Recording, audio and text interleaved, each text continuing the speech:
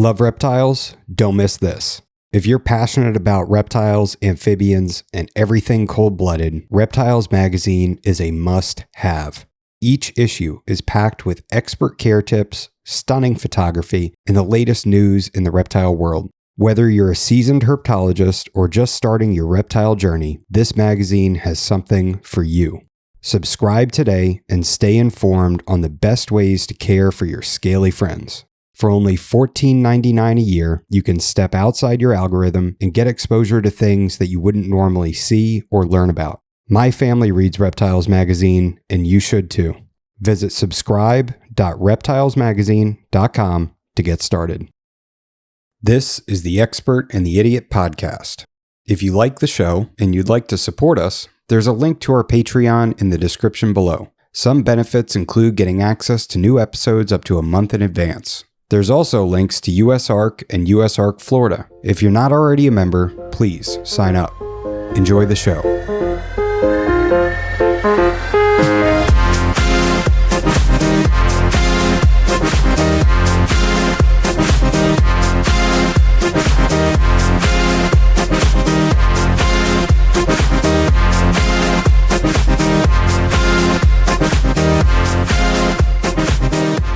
All right, welcome to episode 62 of The Expert and the Idiot. Today, I have on Eric and Owen, two people that need no introduction.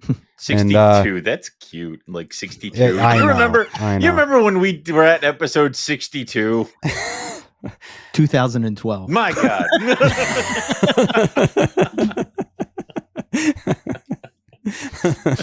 What a time to be alive. What a time to be alive.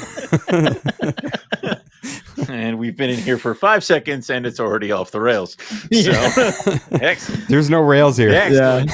Yeah. You will soon find out who the idiot really is. I'll take it. I'll run with it.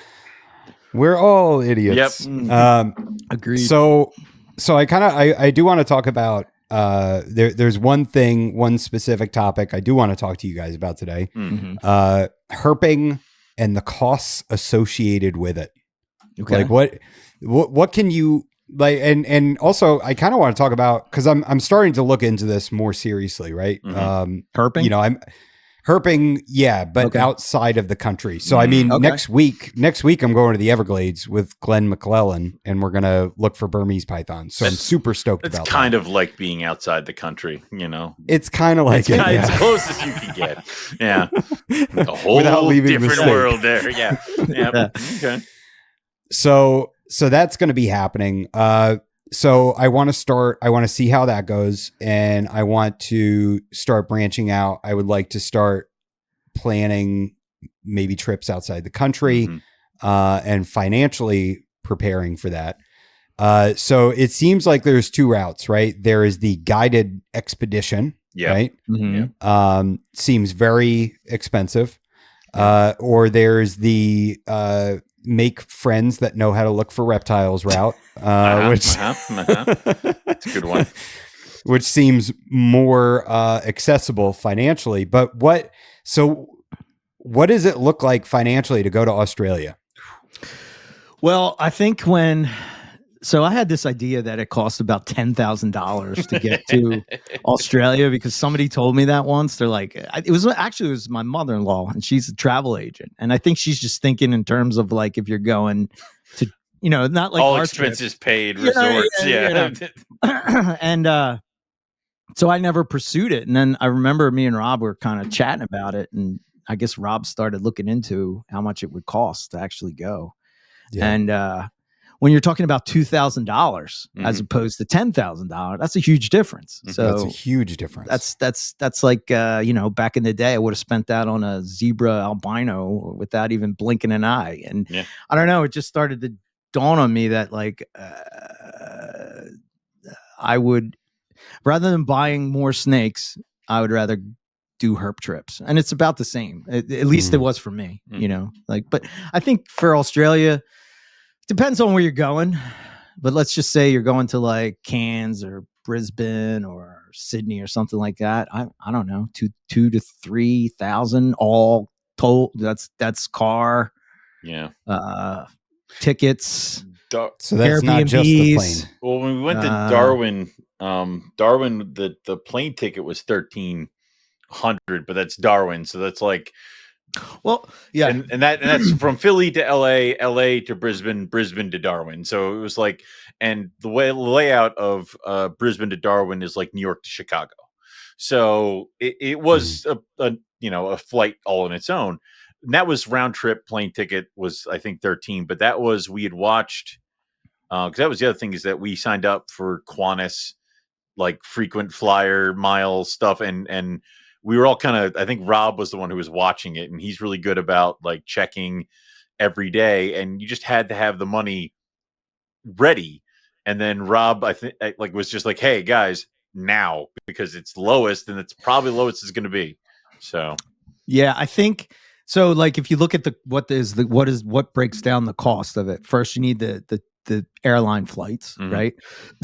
And once you get there, you need a place to stay. Now, some people will just rough it and sleep in their car. I don't know. We're old. Owen don't like we're to do very that. old. Like, We're so old. Yeah. And when you say some people, you're talking specifically about Dr. Julander, correct? Listen, I need to be pampered. Justin will sleep anywhere. No, yeah, he will. He'll sleep on the roof. Yeah. On a rock. Yeah.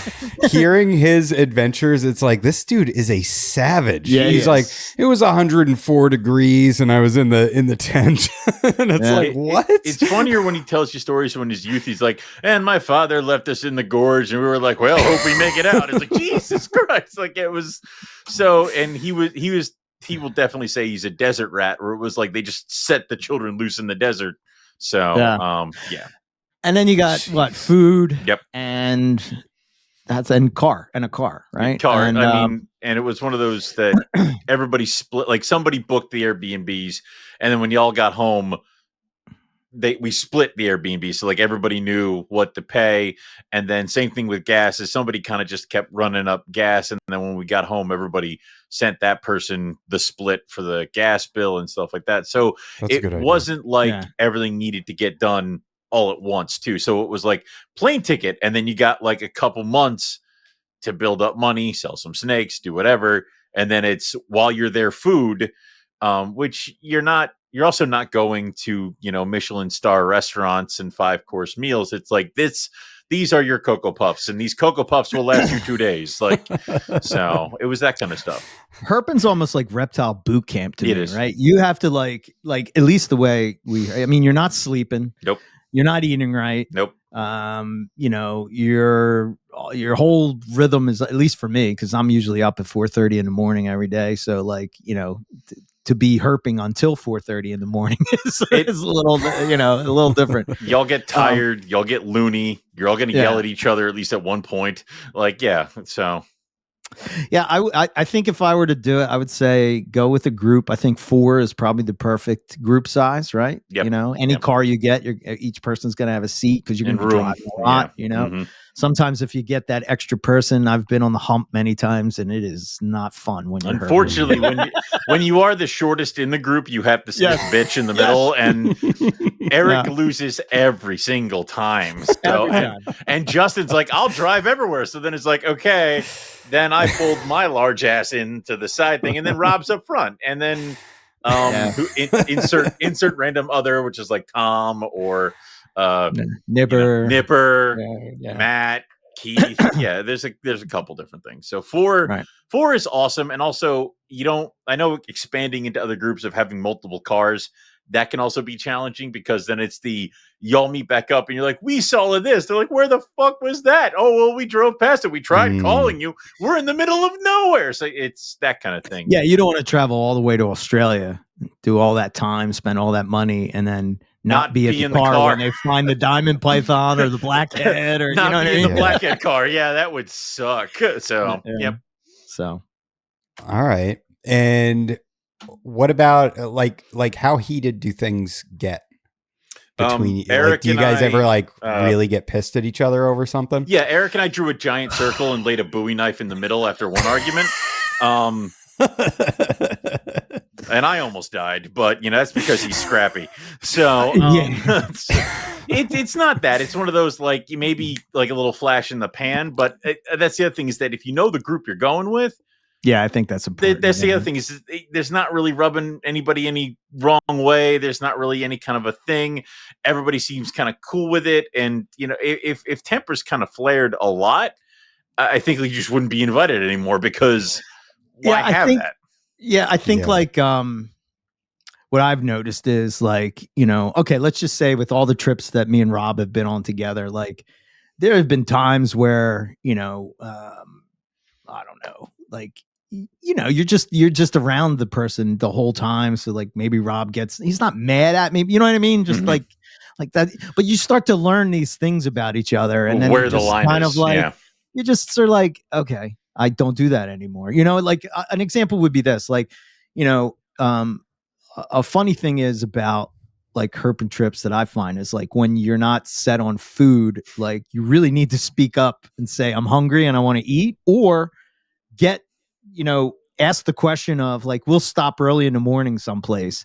And it's like, is the itinerary saying that this is the only stop we're going to do? Therefore, I'm going to load grab up chips on food and or and granola coffee, bars or whatever it would be. And I think that's where people usually get. It's also the speak up. So if you got something, an issue, bathroom, whatever, speak up. Otherwise, you just roll in and then you could get pissed off. It's one of those where I think we drove out to Clyde Peeling's place, which is a park out here in Philadelphia, near Pennsylvania. It's about 2.5 hours away from me, which means it's like 4 hours away from Eric. We left my house and we were in 2 cars and we were driving back and people are like, food, and I'm going until somebody tells me that this is where we should stop. And people are like, why the fuck aren't you stopping? I'm like, oh, okay. So now stuff like that. Now I've gotten to the point where it's like, okay, food. And then I just turn into a parking lot. I'd be like, this is where we shall eat tonight. Like, done. I think Justin brings a little bit of balance to that in our trips. You can't yell at Justin Julander. I mean, it's just impossible. It's like kicking a puppy. Well, no, I mean, if he's hungry, he's going to say something. You know what I mean? It's like it's not time to be bashful or whatever. Yeah. And I feel like he has a shirt that says "World's Greatest Dad" and it's legit. And he's got it tattooed across his chest. Yeah. He's one of the nicest guys, man. I love Justin. I really do. Yep. I love herping with him. He's so positive, all the time. He's always nice. Got a story. He's always got something. He's always got a random thing to talk about. He'll pull up if it's a dull thing and maybe we're all tired, he'll pull up a podcast, we'll listen to it, and then we'll all start debating and yelling about it. It's like it's almost like he has flashcards. It's like, and now we'll talk about this. Like, what do you guys think about water bowls? Like, and then starts. Yep. Yeah. That's funny. So what would be like if okay, so what would be like the number one country you'd recommend to go herping first outside of the US? All right. Well, I say my first thing would be like herp inside the US. Practice here and also get your gear set here because you're gonna screw up and be like, and now I'm caught outside in a rainstorm. It's like, aha, problem. But you're not in a different country. I've done Australia, and that's pretty much all I've done. So pretty much the one thing I would do outside of the country is Australia. I tried to herp the UK, but could not find anything. So who does that? Well, when you're on a honeymoon, and that's not where you would have chosen, but you gotta make do. So, yep. You're like, wouldn't Indo have been better? I tried so hard. I'm like, honey, I'll leave you in the hotel and go into the bush, and then if I return, we can then go home. But not. I think Biak Island would be such a romantic place to visit. Our honeymoon can be in October at these dates. That's when they're going to be there, right? That has nothing to do with. I don't know where Eric Burke is going to be at that time, but yes. So yeah. The question again was that you were saying, what was like what country? What country would you like? What would be the number one country to herp? So we've had this discussion because Matt Minatola really wants to go to Borneo, and some of the challenges that you could run into in Borneo is that number one, English isn't the native language, so you got the language barrier, and that can be challenging. I think, again, I can say I've only been to like Australia and like Mexico. I would say I would say probably Australia is really close to the US enough that if you went there from the US, you would feel pretty comfortable. Yeah, But Owen does bring up a good point that from the first herp trip that we did in 2018 to like the current herp trip, like everything has evolved from my Gear. equipment, how I pack, what I don't have to pack, like, you know what I mean? It's like you start to sort of figure out like what gear you need, what gear you don't need, what's a waste, what's not a waste, how you take notes, if you take notes, how are you going to take pictures, if you're going to take all those kind of things. Yeah. Damn. Yeah. How are you going to take pictures? Like, do I want to take my good camera or do I just want to do that's a the other phone because thing. it's easier and more accessible? And if you have enough people there who are psychotic photographers would have really good cameras, I call the "I was there, so I get a copy" rule. So I'm there with my phone and then maybe my DSLR. But then like Rob brings out his telephoto lens where you can see the molecules that make up the snake's scale. And I just wait for him to post the pictures and take some of those because, I'm the reason he has the perfect lighting. I was blocking the sun for him. I deserve a copy of this picture. So there's that whole thing.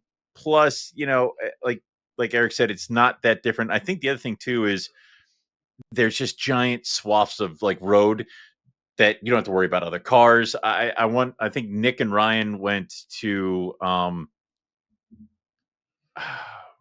Western Australia. No, they went to Indonesia. I think it was Indo. Yeah. And it was like herping and they're like trying to get a taxi because they couldn't rent a car. And they're like, "Can you drive us around and stop for snakes?" And the guy's like, "What are you talking about? We can't stop here. You'll die." And it's like that whole thing. So I think if I were to go on a trip that was not in Australia and say it was like an Indonesia trip, I would probably, and maybe Rob would agree, I don't know. I would be curious to have this discussion with him, but my feeling would be that I would prefer to go on that with a guide.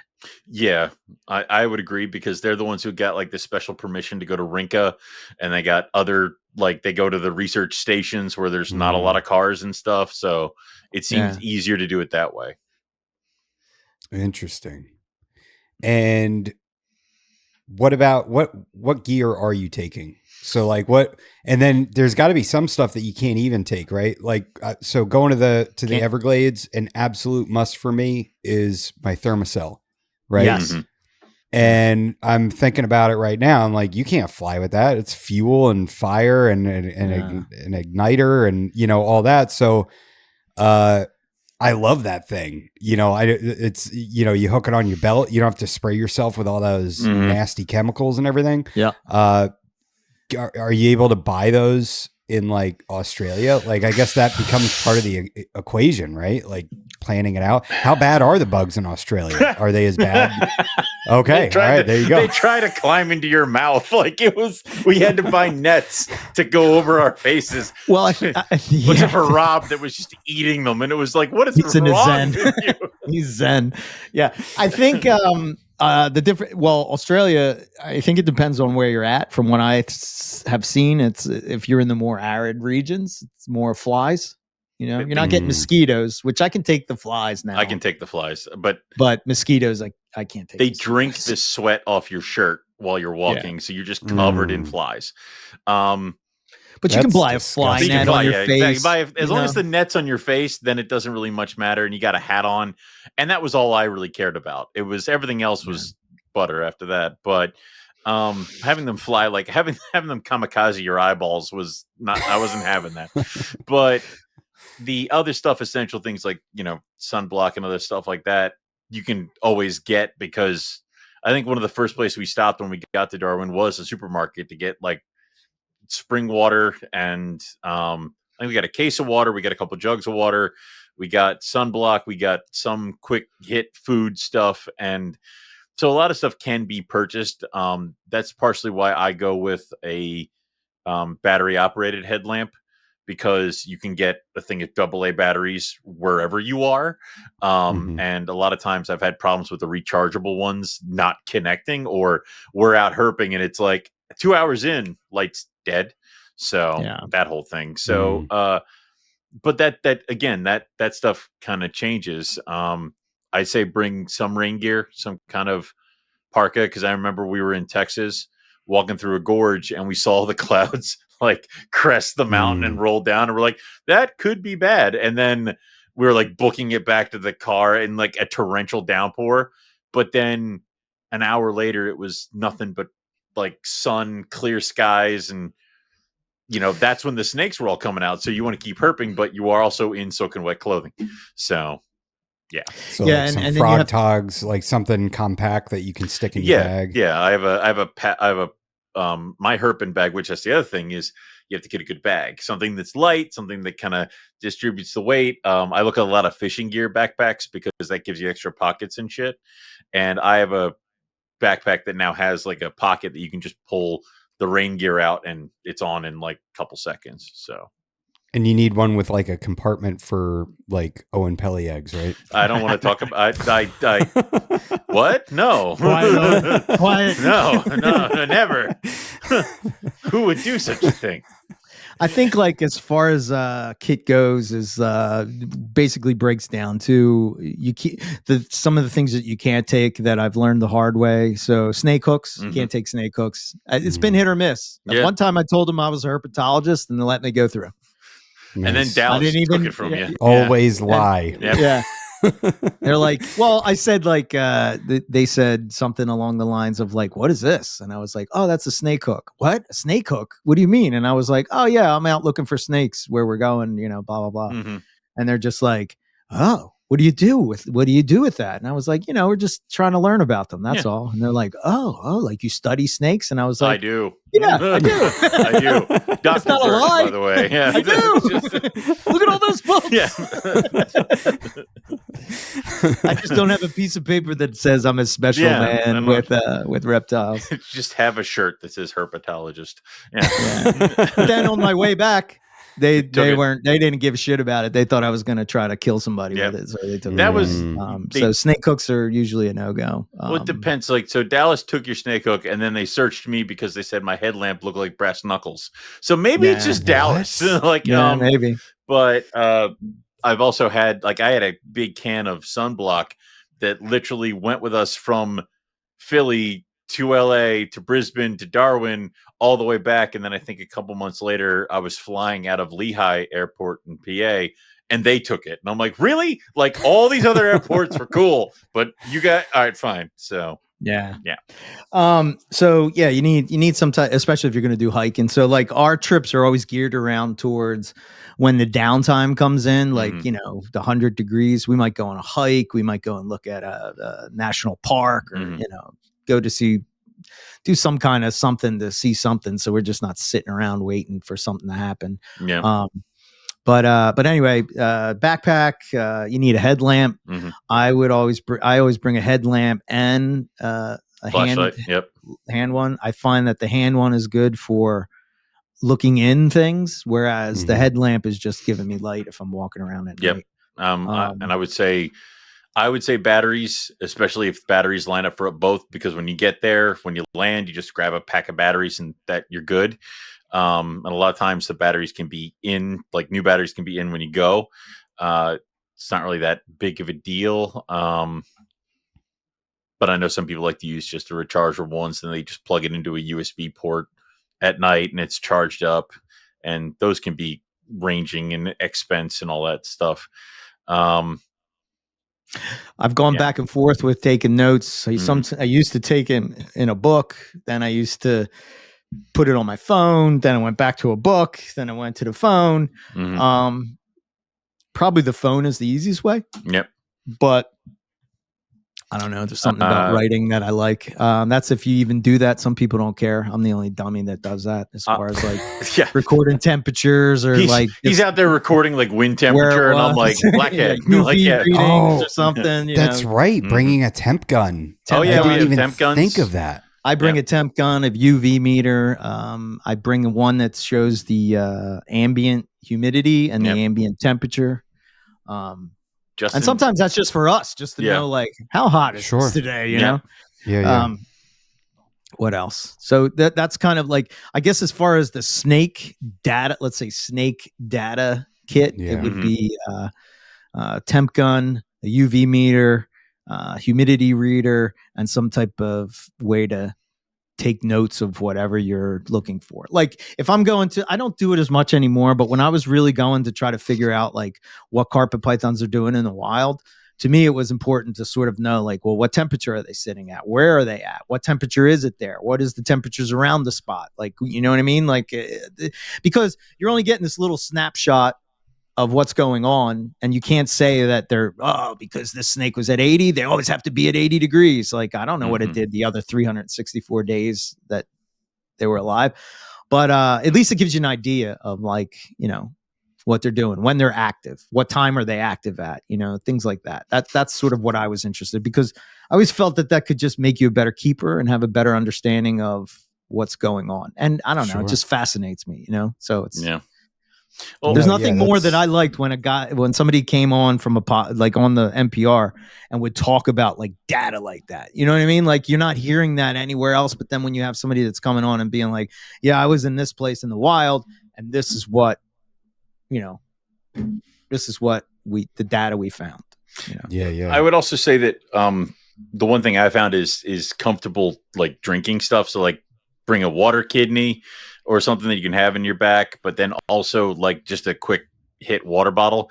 Because we usually, like I said, we buy like big case of bottled water, or we buy a couple jugs of water, and you can just fill them up, and you don't want to be lugging some big jug that, like, you know, or something clipped, because that can be unclipped, something that fits in a little pocket, because you can drop that, you can loot, like it's heavy. So something that you can keep in the car, a jug wise, and something you'd fill up right before you go on a trail that'll last you till you get back, is really kind of easier that way. So you're looking at like $2 to $3 grand total out the door, depending on where you're going, but probably something like that. Yeah. Okay. And you could get flights cheaper than that. Yeah, I'm sure. Like, I've seen flights to Sydney for like $800. Yeah. And then you're there. So that's the majority. Now, is that 800 round trip, or 800 just to get there and then 800 to get home? Okay. No, wow. That is bananas. Yeah. You just have to watch. I think we've gotten deals like that before. It's always going to be more expensive for me because I'm coming from the East Coast to go to the West Coast, then to fly out to. Yeah. So no matter what Rob and Justin pay on our trips, I'm always paying, and Owen's the same because he's flying from the same spot. We're probably saying like $300 to $500 more than what it would cost somebody that lives closer to an international airport. I want to say the fly to Australia. Closest, like I want to say the closest Qantas hub to Texas us is either Texas, or I thought they were flying out of Baltimore now. Maybe, I don't know. Or Atlanta, maybe. But again, that might be, it's Qantas as we fly you to California and then get you on the plane. Oh, okay. Right. Like, it's that whole thing. So, but it's getting there, which is part of it. And also that's travel time. It's a day. It's 24 hours of traveling, 24 hours in a plane. And on the way back, there's 24 hours that doesn't exist for you anymore. Yeah. So, yeah. It's you know, there's a couple of ways that you can look at this. One, maybe for me, it doesn't bother me because I'm excited to get to Australia and I got to go through this pain in order to get there. So it really doesn't bother me. I mean, it's not the greatest. Don't get me wrong. I don't like traveling like that. And it does suck. But, like, you know, if you're going to be able to see whatever that target species is, like, I don't know. Oh, and would you have not gone to Australia to see an Owen python because you had to be on the plane and you had an 18-hour layover or some shit? Yeah, all that shit would go out the window. Do you have any idea how pissed I would be if you guys had gone on that and I was not there? I would not allow you to mention it ever again. So it's that whole thing. And then we had that mentality when you're doing it is like, you need to treat it almost like, well, this may never happen again. I may never be in this part of the world again. I may never have this time again. So I'm going to do whatever I can. You know, I'm going to try the crocodile parmesan, and now you dream of it nightly. So, yeah. I think the other thing you should think about, it depends on where you're going, is what you're going to wear. Right. You know, over the years, I've gone long sleeve, short sleeve. I prefer long sleeve because you're going to be trudging through, depends bushes on where you go. Well, I prefer to opt on the side of, I can always roll my sleeves up. True. But I can't roll down short sleeves, right? Listen. And as you're trudging through the jungle, all that shit's getting on your arms. You don't know if they're I don't know. Waterproof shoes, extra couple pairs of socks, and then foot powder because you want to keep your boots dry. Otherwise, by like day 2, also bandages because you're gonna get blisters and shit, and then that hurts like hell. That should be the other thing that you're thinking about. Are you doing more road cruising? Yep. Or are you doing more hiking? Right. Do you guys do a mix of both? A mix, Well, it also depends on where you're at, right? Yeah. Australia's a lot of road cruising. It's a lot of road cruising. Yeah. Interesting. West Texas was a lot of walking cuts and then road cruising and stuff like that. So, you wanted to have something comfortable, and it got cold at night in Texas. So, there was that kind of stuff too, is you want to be able to swap it up. But like what Eric said is long sleeves are good. Like I would be caught dead herping in shorts in New Jersey just because of the amount of ticks and chiggers and everything else that tries to kill you. Oh yeah. It's game over. Oh yeah. Oh my God. No. But like out in the desert, like you want to have something that breathes. Otherwise you're just going to be dying every time. Good hiking socks made a huge difference. Like actual hiking socks is like a big thing. Spend the money and go to Colombia and get the like good shit. Yeah. And like good hiking shoes. I tried to go to cheap route at first, but then like when you're on your feet hiking for 23 miles or, like you want comfortable shoes, right? And test that shit. Like I bought a pair of boots for Australia. And I wore them out to Australia, and I think around day 2 or 3, I'm like, I can't wear these things anymore because they were just rubbing on the soles of my on the back of my foot, and it was just carving me up. So I ended up just doing the rest of it in my sneakers. Oh wow! Yeah. I always bring a first aid kit in my kit. That's because I nearly died several times. Yeah. So have I. Yeah. There have been. Yeah. So what does that mean? Nearly died? I mean, like how serious was it? You come very close to death. I came pretty goddamn close to death. Yeah. Why I figured I need stories, guys. All right. Well, Eric nearly got hit by a truck. I fell down in front of a king brown snake, and you almost fell off a cliff at the Grand. Eric has nearly died more than I have. Yeah, a couple times. Yeah. And the packed first aid kit saved you from the truck. It did. It would have helped. It did. When I almost said so, Justin was with us on the California trip, and we were looking for. I can't remember the species of gecko, but there's a gecko in San Diego area, like right there. That kind of goes on. Gecko. Yeah, it would be a gecko. Stupid gecko. 4-legged. Where the goddamn freaking rattlesnake. Things with legs. Justin's like, yes, it comes apart deliberately. Yeah. And we're crossing the road, and we're going down underneath like a drainage. Like one of those big round tubes that you go on. Thing. Culvert. Yeah, that's the word. I couldn't think of it.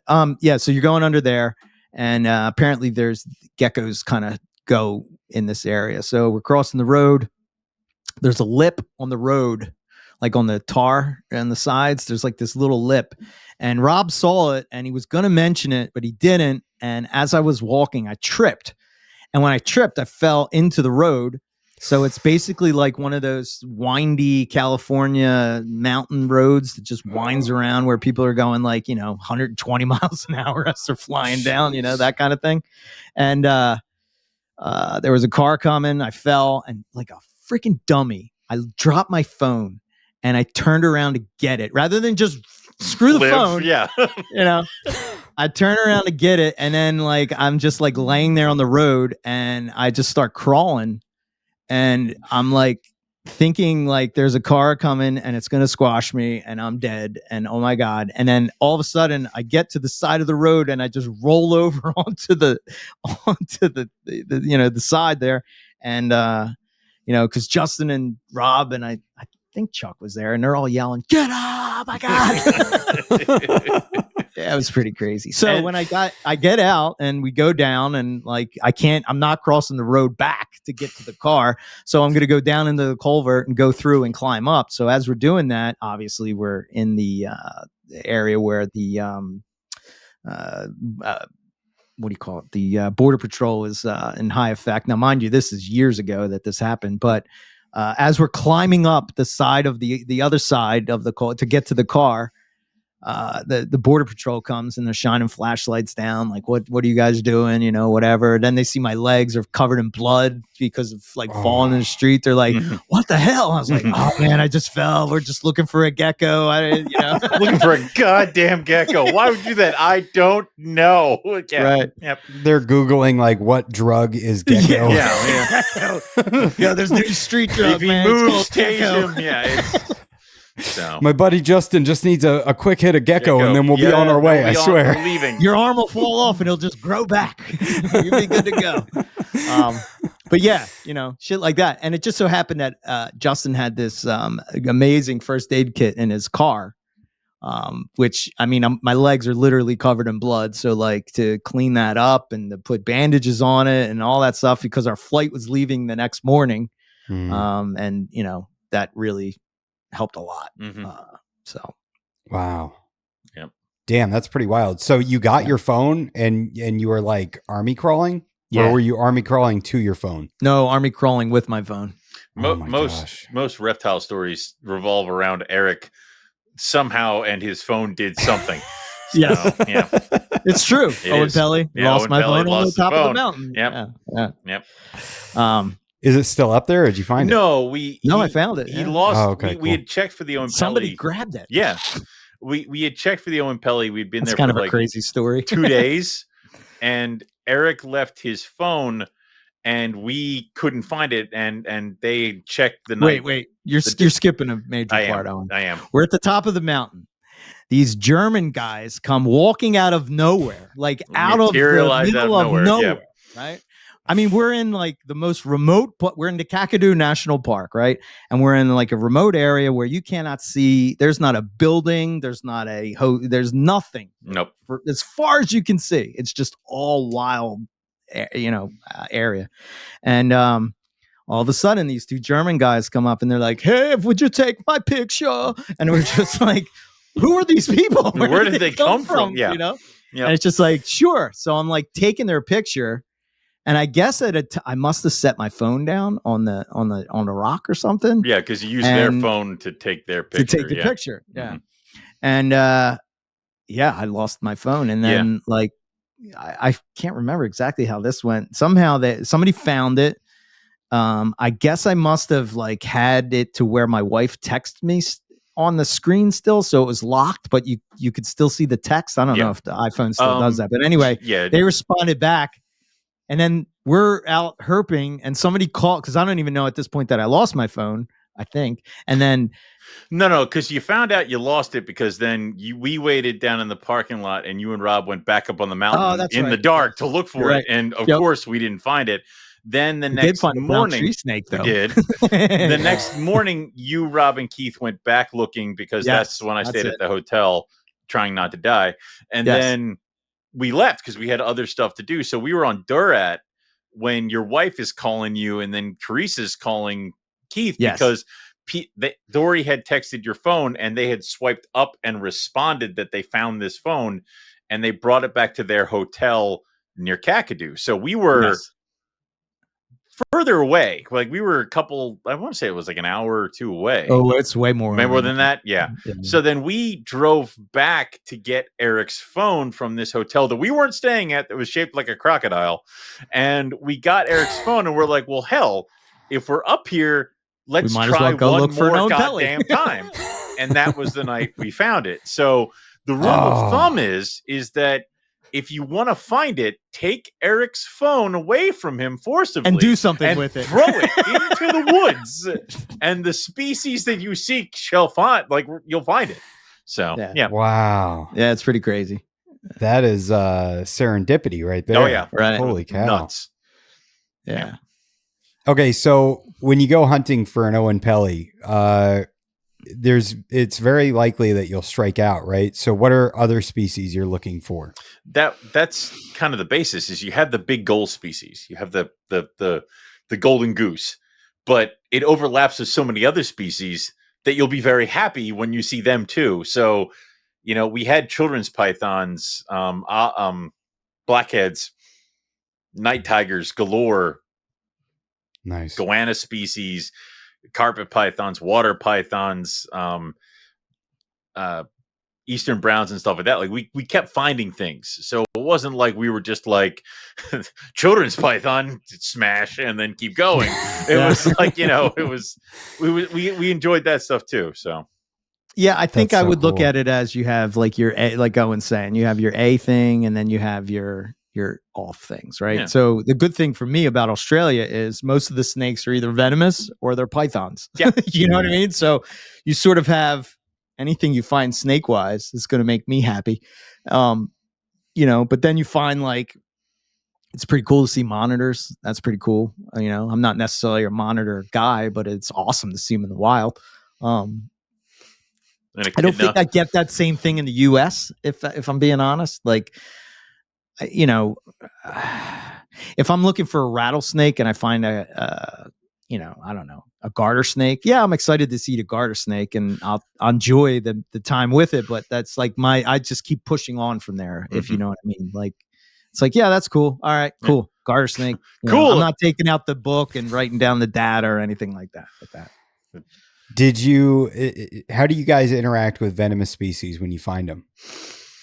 Very carefully? Are you using your hook? I always end up like not having a hook, which is stupid. It keeps happening. Like we were flipping for banded rock rattlesnakes, and I'm like, we're giant like wood piles in tin, and I'm like moving it, and I'm like, I don't have any hook. And of course, as I'm thinking that, I flip a board and there's one right there, and I'm like, put the board back down. And I'm like, I need an adult to like, I'm like yelling that as it's. Yeah, I find that like, okay, so like most of the venomous stuff that I would be interested in is in the US, right? So like rattlesnakes and rattlesnakes are like green trees or ball pythons, right? Taking pictures of them is relatively simple. You just sort of like, they coil up, they're going to stay in the same spot. They're in that defensive thing. As long as you know how far to keep away, you're good. The one thing is that when we went on I think it was our second Texas trip, we had Phil Wolf with us, and Phil is like, he teaches people venomous handling and all that kind of stuff. And, he showed us the proper way to do things. Justin's pretty knowledgeable when it comes to that stuff. Me, I'm not hands-on. I'm not, I'm not touching it, but I'm not going to manipulate it with a hook or something like that if need be. But, I'm not being stupid when it comes to that. It's weird when Eric demands to do the kiss of death on every venomous snake we find. It's really weird, costly, and it takes so much time. Especially when like Originos is like this big and he's like trying. Yeah, it's I don't know. So now, when you guys rent a car, are you? What are you looking for? Are you looking for something that is 4-wheel drive, or are you like what? Are you guys like, have you gotten like a little Prius or something in the past and then regretted it and thought from here on out, we're going only, 4x4 or whatever? I mean, Australia, it's almost like you have to do all-wheel drive and stuff like that. But then other times, like when we were herping out west, we took like Justin's van and stuff like that, which was awesome because it was a van. So I think for everything to be comfortable, I would opt into the bigger car. Yeah. Like, I don't know. It depends on where you're going. Obviously, if you're going into the desert where the roads aren't as good, you definitely want some kind of 4-wheel drive type of car. If you're going in sand, like when we went down into Florida's, I guess, what would you call it? Like the Pine Barrens of Florida or whatever. Like that's you're driving on all sand there. So like, you got to be prepared for those things. One thing I would say is like on our first trip to Australia, we were planning, we kind of like overextended what we thought was going to happen. And Rob and I thought we were going to go to Cairns and then we were going to somehow drive to Brisbane and then drive out west to like, the middle of the Australia, and not even thinking like when you're going into the middle of Australia where there is nothing, you need extra tires. What happens if your tire blows? You need water, like cans of water. Cans of water, like gas cans of water. Yep. Yes. I think that's a thing that like for a long time I underappreciated of how important it is to have water with you. The trip when we went on with Nipper in Arizona, we were out. No, it was Utah. when we were out walking the canyon slots, we did this hike. I think it was like 10-mile hike or whatever. And like Justin was saying, it was like 102 degrees, you know, we're just in the sun, and, you know, I thrive in that environment. I love that environment. You know, later in the day, I started to feel really shitty, and Nipper gave me like, and I carry these now all the time too, a little electrolyte packets, and just add it to water. Oh, instantly I felt 1,000 times better. You know, like a liquid IV or something like that. He gave you cocaine, Eric. He gave you cocaine. Mate, you got to have some of this little bump. Mate. Yeah. I feel so much better. Of course you do. Rub this on your gums. You'll be okay. You can do a couple more hours. Just, there we go. Yeah. I think this is my first episode talking about drug use. Where the hell have you been? Oh, man, we did that in season 2. Come on now. Because we're checking all these boxes so that we can move on with this. Yeah. So and what about your caffeine supply? Okay. So he has a little mini French press he brings. I do. Do you really? Man. He's so happy about it too. You know, like, okay, I love coffee, right? And my morning is started with coffee every day. And it's not even like the caffeine, I think, as much as it's just like the habit of doing it, I guess, is kind of like what it is. Anyway, you can get some pretty shitty coffee from some pretty shitty gas stations in the middle of nowhere. And I was like, this is bullshit, man. There has to be a better way to do this. So I found this like thermos-sized French press, and all you need is hot water. So we're staying at Airbnbs. They all have like a kettle or whatever. You fill it up with some water. You make French press real quick. You're good to go. You're ready. You're rocking that big cup of coffee all day.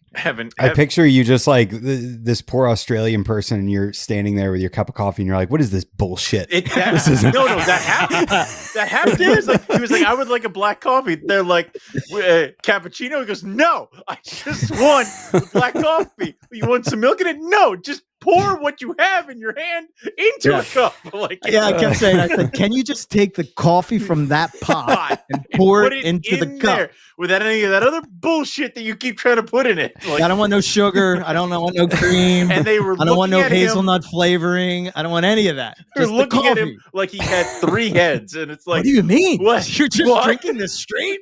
Just Yep.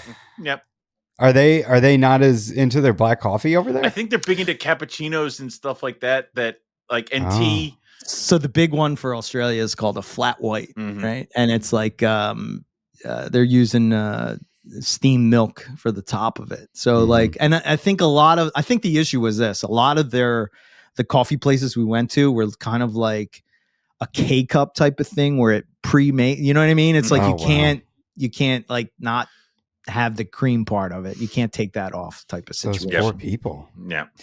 But I found out a long black is what you would ask for. And it's probably coffee. Because I wasn't asking for the right thing. If I just said black coffee, you would think that, but you have to. But it was like one word removed. Why would you play it so hard?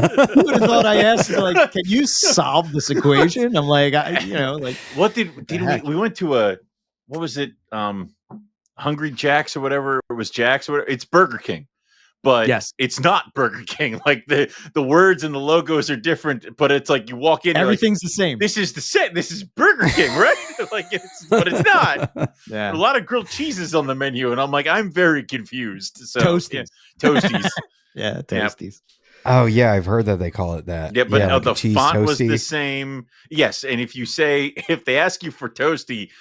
If you say yes, it means they're going to bake your entire sandwich and put it into a panini press.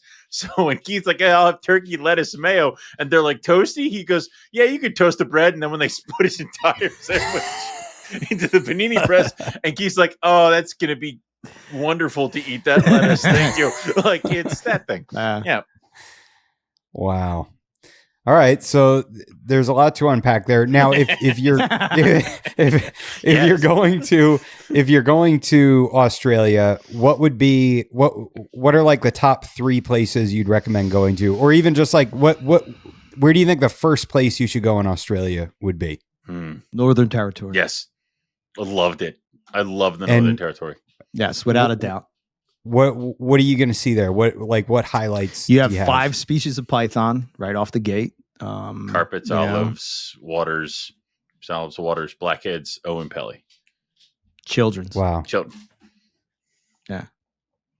6? Is it 6 then? Well, it's 6. carpets, olives, waters, blackheads, Owen Pelly, children's. Yeah. I think Whoops. that's everything. Yeah. Really cool lizards. A lot of monitors are up there. And a lot of it's cool a beautiful place. Yeah. You know, especially if you're into like nature and you kind of like, it's completely different than anything that I've ever seen. Mm-hmm. You know, you got the cave art, you got all that. That's pretty cool. That's insane. You have a lot of stuff to do when you're not herping, like the magnetic termite mounds that they build. Like the termite mounds are like this thin and they're all going like north to south and they're all just lined up, which is really cool. A bunch of different parks, trails. What was the one place we walked to? It wasn't Kakadu. It was the thing that we got up on top that was kind of flat. Got up on top that was kind of flat. That was Kakadu. That was Kakadu? All right. Yeah. Man. So yeah, it was Kakadu and then Little Kakadu. Right. Okay. Got it. So, okay. What about Erlangi? What about scrubs? So if you want to see scrubs, I would say go to Cairns. You're pretty much guaranteed to find scrubs. So you still have pythons up in, so you got spotted python. So if you're going in Cairns, you're looking at more of like a tropical rainforest type of situation. So it's definitely more humid. It's not as hot. But it's a lot. I would say that it's easier to find reptiles in a desert type of situation than it is to find it in a jungle. Yeah. Sure, makes sense. Right? You know what I mean? It flash rained once when we were up in Darwin, and then it was like lizard, snake, like after like rapid succession after that. So, I haven't been there yet, but Justin swears that Western Australia is the place to go.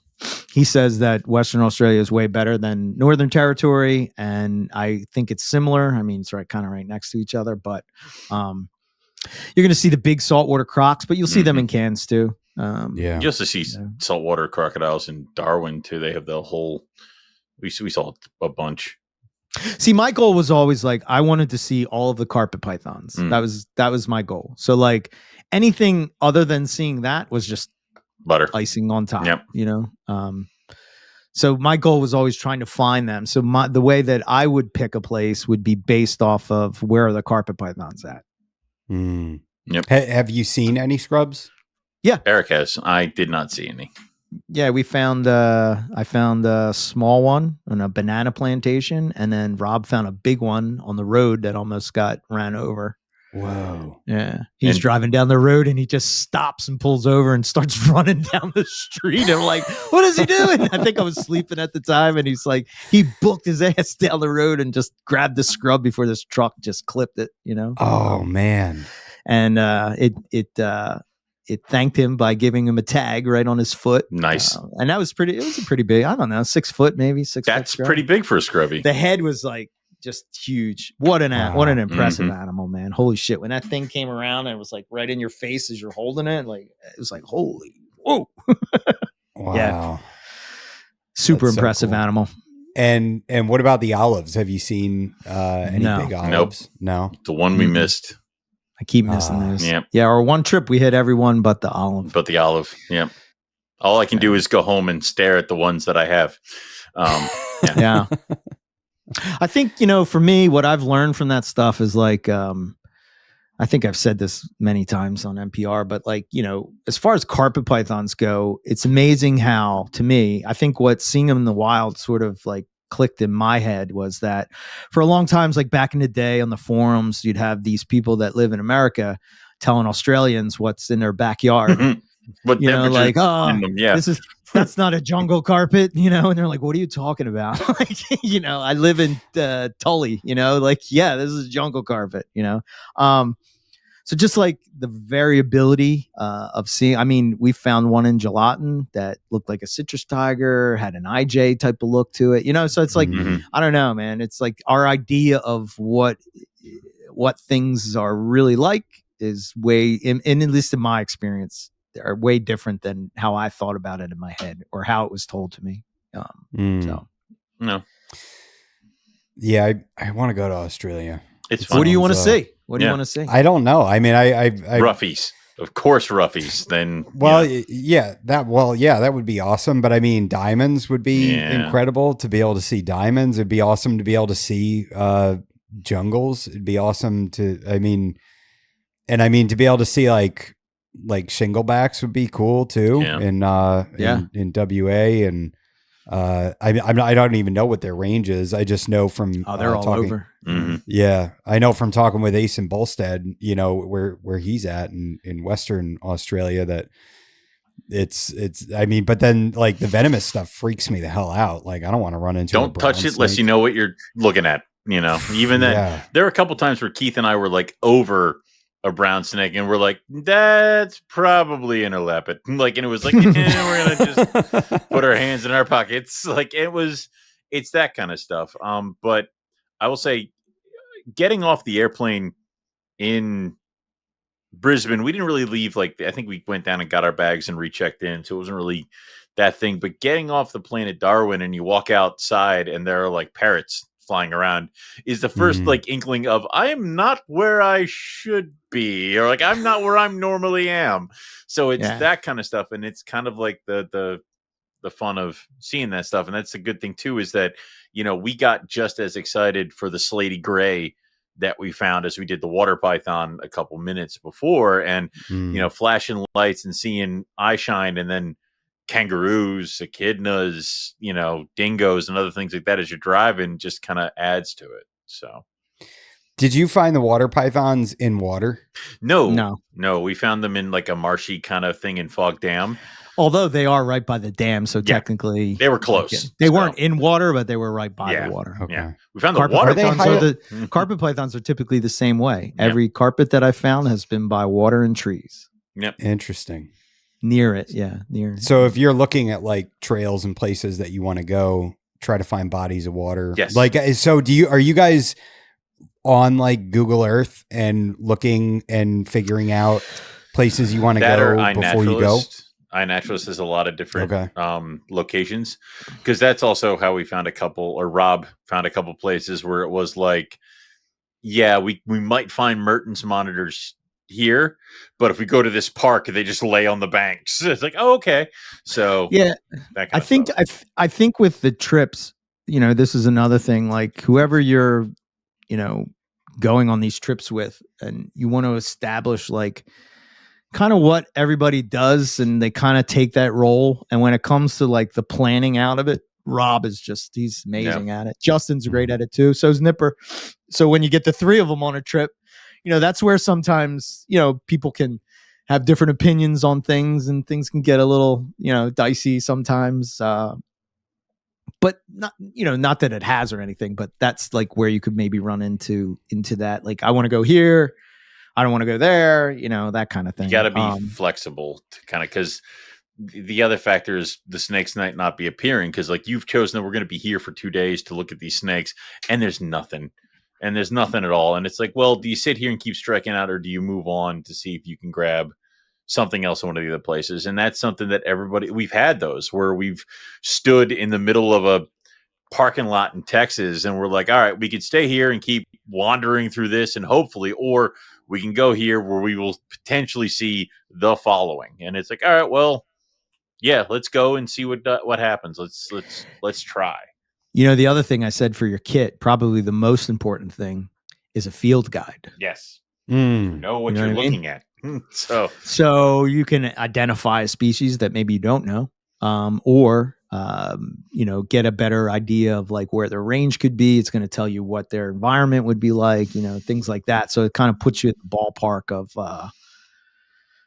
you know what you're trying to find. I think then lining that up with like looking at places like INAT, you know, sometimes you just talk to people that live in the area that you becomes friends with. Sometimes they'll tell you to go bugger off. Sometimes they'll sort of, you know, if you got a local friend that herps, tell them to come out and you'll buy them dinner, and they'll show you places, and they got some hot spots that they'll take you to. So why not? I think the thing for me is like, not only is it a reptile, so this is why, like, if we went on a herp trip and we didn't find anything, it still would be a good time. One, I'm in nature, which I love. To me, that's always a reset for me. Like it's sort of like you're not worrying about anything. You're just right in that moment and enjoying it and seeing these amazing sights and places that you never thought you would be. That whole adventure thing to me is a plus. And then if you're with the right group, which, we've found a pretty decent group of people that we herp with, our core group. And, we just get along great. So it's like hanging out with your friends for a week, and then you just happen to bonuses. You happen to see reptiles. That was the trip to Tampa. Rob and I did a quick weekend thing, and it was like first day, nothing. Second day, one tortoise. Like, and it was that kind of thing where it was. But I got to see osprey. I got to wander around on the beach. I got to find some other stuff. And then the final day, we found the Eastern Diamondback, and it was like, all right, cool. And that's the kind of you're all judged up, and then you go home, and a week later, it's like people are like, there are Diamondbacks everywhere. And it's like, God damn it. But it's still, even if you strike out, you're still having fun. It's still an unplug. It's still something. I will still find something.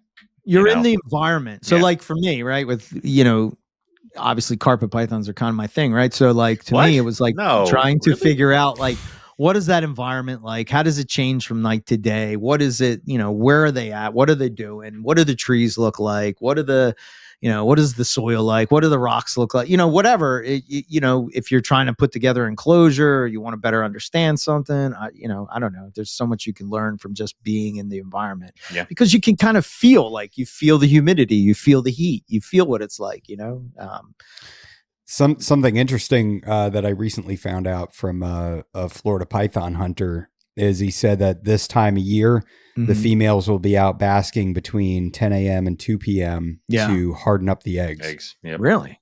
Nice. Yep. Yeah. So I'm kind of like, so we'll be able to go during the day and at night. Yeah. Are you going to have experts idiot line Burmese pythons? It's not legal here. Oh, sorry, Florida. Sorry. Right.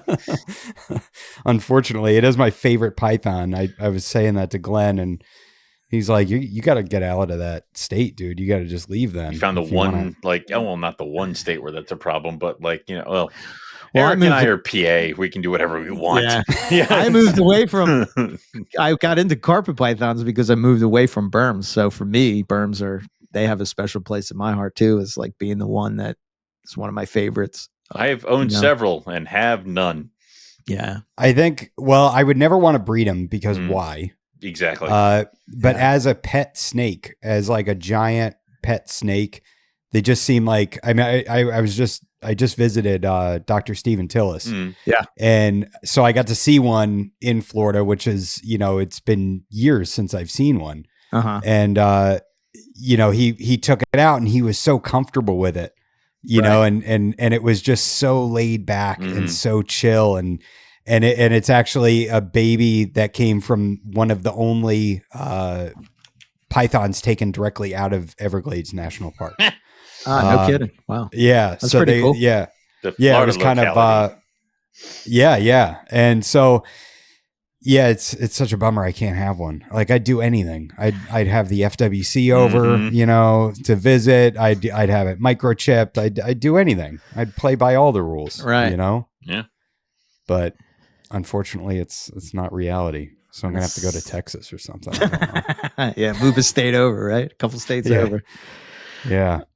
So I think that just about does it for herping. I appreciate the input, guys, and That's a good idea about hiking, though. I mean, if we're there in the Everglades, we should look for some trails and stuff too that are nearby. Yeah. Just to do during the day. You never know what you're going to find, man. Yeah. I mean, I've found many snakes just walking on a trail. We just found, last year, I found a hognose. Like we were quitting looking for them and we were headed to the car. And as we were walking to the car off the trail, there was one right on the road, like right on the trail. I mean, it's like, oh shit. What the hell was that snake that Nick found when we were in Jersey? That like really tiny, like mole snake or whatever, like small. Was it a ringneck? No, it wasn't even a ringneck. It was something else. But it was so small, and Nick just found it because it moved right at the right time as he put his foot down, and he was the last guy in the line because we're all looking on the side, and he happened to be looking down and found that thing. So you can, it's always something. I think if diamond pythons are your thing, Like you Those like diamond diamonds. pythons. Sydney's a pretty easy first trip for Australia. Then you can do touristy bullshit too. if Yeah, you're- there's I don't want Sydney. any of that. Okay, then never mind. well, no, I mean you can get out into like national parks and stuff, and it's kind of crazy how it's so close to like where people live, Mm. you know. Yeah. But like you can get out to those national parks and you can find that stuff. And that makes it easy. Is that on your list? Do you want to see a diamond? I tried last year, but okay. I didn't find it. Yeah, we didn't find Bummer. one. Yeah. But I'll be back. There's- It's so crazy. You see him like hanging out on bird feeders and everything. Yeah. It's like, Yeah.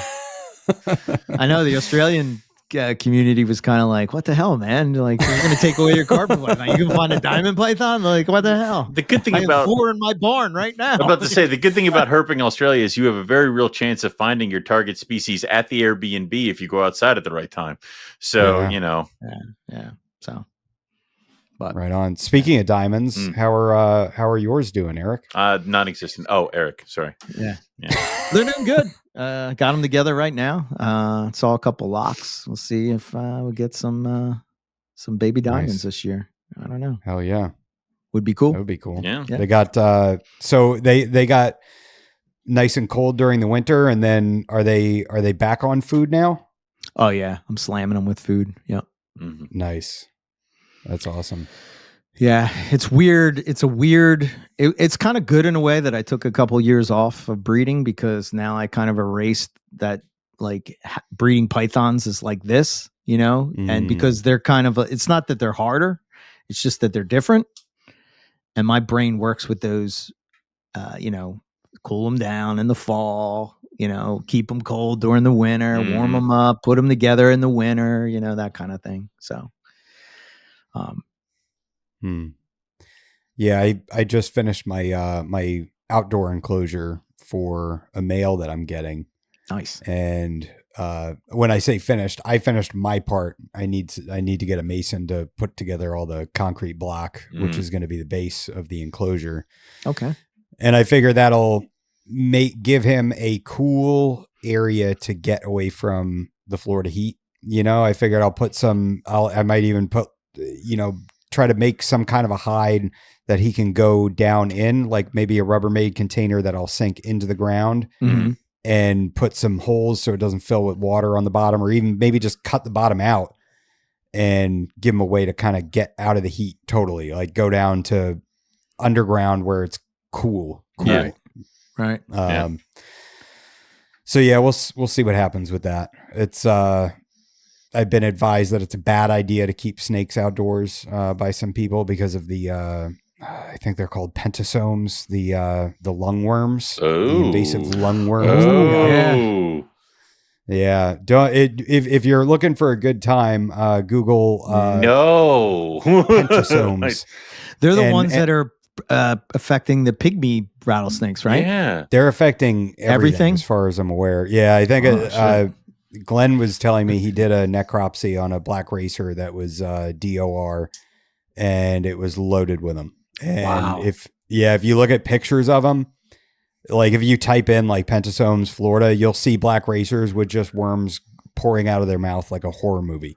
No. Yeah, it is gnarly. And so you still want to keep them outside?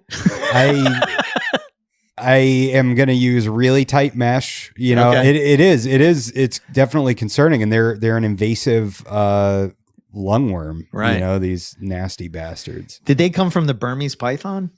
I believe so. Yeah. Okay. Yeah. I remember Yeah. reading about that. Mm. And then, and I've heard this. I talked to Dr. Tillis about this. The Burmese pythons. So anywhere humans go, right? There's a bunch of raccoons that follow humans. Yeah. And the raccoons raid nests and dig up all the nests of the native species, and they'll eat all the eggs of the turtles and Gators. crocodiles, Yeah. alligators, everything. And I guess the Burmese pythons are preying on the raccoons. Mm-hmm. And so this has kind of caused an explosion of our crocodile population down here. And they were like on the brink of extinction. Well, I mean, Wow. when a raccoon comes to raid a Burmese python nest, they don't expect mom to be there sitting on the eggs. So I feel like they're maybe they're behind the learning curve with that, but like I can get away from an alligator, wham. So yeah, it's wow, that's crazy. Yeah, and they carry worms too, and those worms spread to humans. The raccoons carry worms that go to humans, and then you have worms coming out your eyes. Don't eat the Burmese pythons. Got it. Yeah. Okay. Well, maybe, I don't know. Maybe if you bake it, you're probably good. Cook it. Don't real eat good. the lump. Don't eat it raw. You got to get it to 175 degrees temperature. And now it's served safe. Thanks, Eric. yes. Yeah. This food service fact was brought to you by ShopRite. Yeah. Oh, Jesus. 175. I like my python medium rare. Yeah, what's wrong with you? Yeah. I prefer 155 temperature. It's like you're just playing a dangerous game here. Yeah. Yeah. Huh, so how's the season been for you, Owen? 2 clutches on the ground so far. 1 jungle clutch, which is slowly ticking off egg after egg after egg, shriveling up and going poorly. So I'm not 100% sure what's going on with that because they're 2 proven animals. So I think I'm going to get 5 or 6 out of that clutch. I don't know. It is what it is. It's at a certain point of your breeding career, you're like, we'll see what happens. And that's like, I could throw paper towels at it till I'm blue in the face and still going to be the same result. So we'll see. The other clutch is another Madagascar giant hognose clutch because I need more of those, like a hole in the head. So there's that. And then everything else is an I don't know holding pattern. So I have 2 carpets that I'm kind of on the fence. One is a caramel head albino. The other one is a Brisbane female. After that, I have a rainbow boa that I was almost 100% sure was pregnant and now is starting to eat again. And I don't know boas, so I don't know what the fuck she's doing. I think I have a children's python that's gravid, but again, I don't know what the fuck she's doing. And then it's just like water pythons, no idea. Dunn's pythons, no fucking clue. Timor pythons have acknowledged the fact that each other are near each other, but that's about as far as they got. Sons of bitches. Yep. False water cobra are breeding like crazy. Again, I need more of them, like a hole in the head. You're the colubrid king. Apparently. And it's not big. I don't want to do it. It's olive pythons. I chuck them together. Shut up. Call him Shut the up. idiot. Shut up. Shut your goddamn mouth. Olive pythons are potential, and then it's just a bunch of colubrid stuff. And you need more olive pythons too. No, those I didn't, and I wasn't planning on breeding them. And then I sold all but like 3 baby olive pythons. I'm like, shit, I don't have olive pythons, so I chucked them together. But I didn't like do any of the prep work, so I don't know. Let me ask a question to you guys when it comes to that. All right, I'm just curious of your thoughts. When you go and you're putting your breeding plans together, and you take one like an olive python, you just produced a clutch the year before, you sat on the babies until X amount of time. What is your process of thinking that I should make another clutch? Is it like, are you looking at something or is it just Jesus take the wheel? I'm just throwing the dice and I just want to have babies to put on a table? Or you look at like, or is there a thought process of, like how many people are going to get olive pythons? I've sold 12 of them last year. Is there a big enough market for something like that? Well, if you have, like I had... Sorry, I hijacked your show, but... No, you just ended up... No. Forget him. It's ours now. I figured... I'll see you guys later. Yeah. Well, I mean, so in 2022, I produced 14 olive pythons. And from 2022 till this year, I sold a good amount, but I still had like close to, 8 or 9. And they weren't going quickly. It wasn't really that kind of a thing. So I was not going to add another 14 on top of the 8 I already had. I was going to wait. Now, if I dip down to like a trio is left, yeah, sure, it's time to add olive pythons. But say I produced my 14 and then a year later I was down to like 2 or 3, like they were selling quickly, then I'll plan to pair them together. My thing is that I want to get down to either a 0 or a reasonable number before I add more on. That's just with olive pythons because they don't sell that quickly. They're considerably larger than baby carpets and other things like that right out of the goddamn egg. They grow on oxygen, and I don't have the capacity to house 14 juvenile olive pythons. So that's just So them. again, I asked the question. Shut up, I'm getting there. Give me a chance. Let me cook. God damn it. But something like, say, a corn snake, I'll always chuck them together because it's always something you can throw on the table. Or even it's something that will potentially, it's not that big big of a difference deal. between $700 and $20. Exactly. Yeah. So it depends on the market, the size, and the animal in general, whether or not it's a breed every year. Also, it could be an animal that you don't want to pack it in there. Like I might get white lips again this year. She's off food. She looks great, all that stuff. And I'm glad because it took me about 2 years in between clutches. I'm not like one clutch, two clutch. Like I'm just not producing gold white lips because then I can take my time selling them and I can make sure I get a good price for them. I can make sure they're all eating and doing all that stuff. So, right. Yeah. I guess I just don't like selling snakes. You don't. I know. I know it's hard. I have to take pictures and try to put snakes up for sale too. So yeah. Ugh. I know. Yeah, I don't. I don't know. I want to breed snakes for the experience of it, but I don't want to sell them. Wholesale them to somebody else. Let them do the hard work. You take this payment and run away. Don't do it, Adam. Stay with me. Don't do it. Don't listen to him. Don't listen to him. He doesn't know what he's talking about. It's not worth it. Yeah. Just wholesale that clutch right out of the gate. It's just, no, you know with it. Yep. No tire kickers, nothing. And that's the great thing, right? Is if you get diamonds, you'd so easily be able to wholesale those. Oh yeah. 100%. Yeah. So easily. No, what he wants to do is give me the entire clutch, let me pick out what I want to keep, and then I'll sell the other ones for him. Yeah, then you'll give me the leftovers. There you go. You don't want. Yeah, see. Yeah. Support me. Tell him it's a good idea. I'll get you. Don't you worry. Yeah, I think for me, I'm with you, Adam. It's more of the experience of the breeding of it than the actual selling snakes. Nobody likes selling snakes anymore. I don't see myself. I will never have a table with snakes on it. Oh well, you know. Mm-hmm. You know, like I can't see that. I can only see myself, but I don't know. I might get desperate. Who knows? Maybe I'll put stuff up on Morph Market down the road, and then there are always tables of people. There are always people out there looking for things to sell, and if you want to split them up piecemeal, like if you have a clutch or a litter of like 20, and you want to split them into two things at 10 and sell them to two different people on two different ends and call it a day, there's nothing wrong with that. Yeah, it's true. Fills the freezer, lets you do what you want to do, and then you don't have to deal with babies. You don't have to do all the stuff that is inherent with babies. And when you let them go, they were healthy, happy, thriving. It's up to somebody else to deal with all that other stuff. Yeah. So. And how old when you're doing that? Depends on the baby's. Corn snakes right out of the goddamn egg. Like it's, I have enough people now that I can sell my corn snakes, my king snakes, and soon to be bulls. And the weird one are the black rat snakes, because those I'm actually running into trouble where they cannot stay where black rat snakes range, so they have to go out west. So it's something different there, but I can pretty much dump an entire clutch. But now I'm starting to do more shows, so I'm kind of keeping a couple to sell on my own, kind of a deal. So And how do you plan out what shows you're going to do?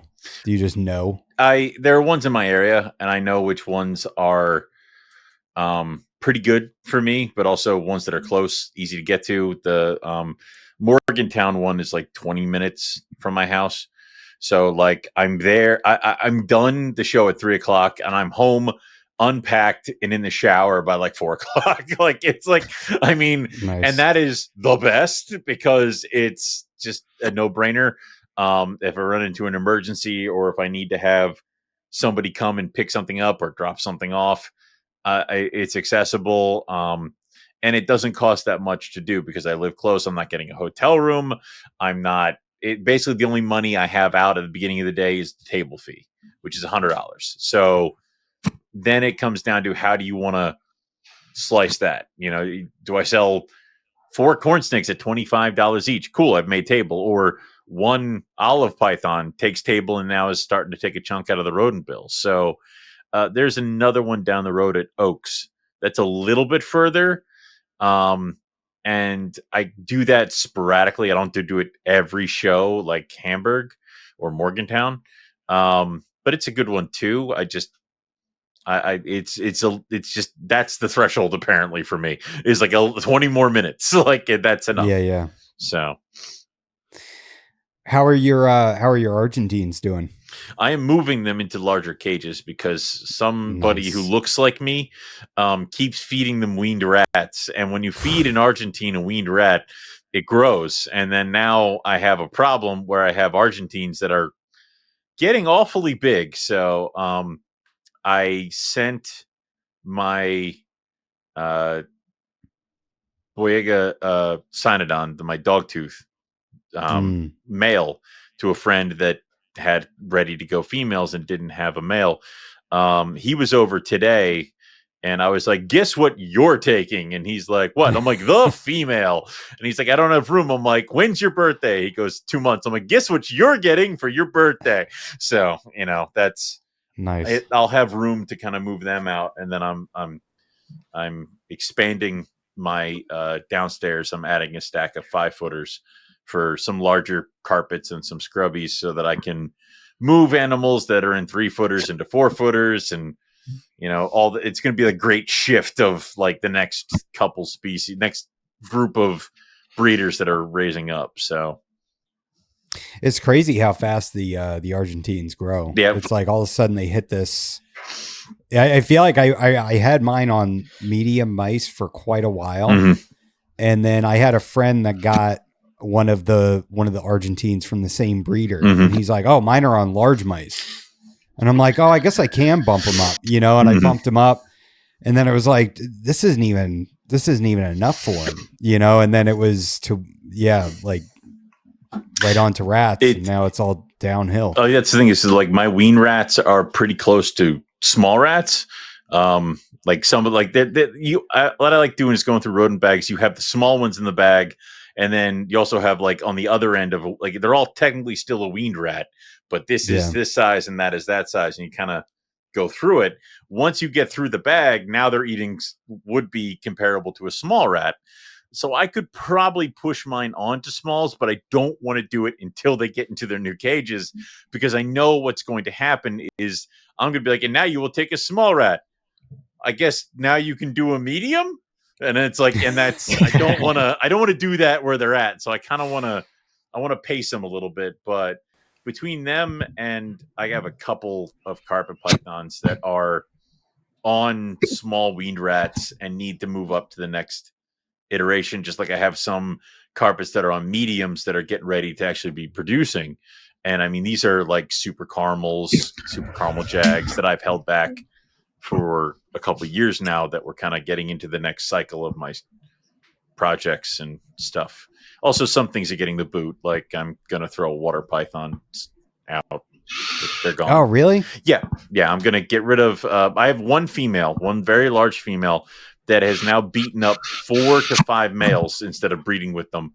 Wow. And then I have another female she's a tweener. So when she probes, she's right on the cusp of a female male. And she has not shown any interest with this proven male that I have. So I'm going to burn that entire project, sneak over to Eric's house, take the water pythons he already told me I could have, and then leave. I'm not going to come through the door like anyone would suspect. I'm going to like sneak through a window to make it feel like I'm stealing them from him. I will ask him though to put them in separate bins out on a desk or something, so I don't like have to go through his stuff. So yeah, we don't want them ruined. No, we can't do that. Yeah, come on now. It'd be like, oh, that's another pop one. Oh, that's another pop one. Oh, another pop one. Another. Not anymore. No, that's right. Now it's coastal, and then it's like, but then I'm gonna take it. You're right. Yeah. You don't want me going through your drawers. I'll be like coastal. Exactly. Right. It's in the bag. Yeah. Yeah. What else are you pairing anything else this year, Eric, or just the diamonds? Or just the diamonds? Yeah, just doing the diamonds. And I was trying to. Yeah, I got the Russians together, but I'm not seeing a whole lot of action with them. But I think I was very not paying attention, which sometimes is a good thing, but like not paying attention through the season, if you will. Just because. So what do you think you missed? Nothing. I don't know. Maybe I'm just in my head. You know what I mean? Because coastals aren't hard to breed. I know I can breed them. I've done it many times. You know what I mean? So I don't know. I'm probably just self-doubting myself. You know, maybe Owen's rubbing off on me. I will listen. The end of the world. Whoa now.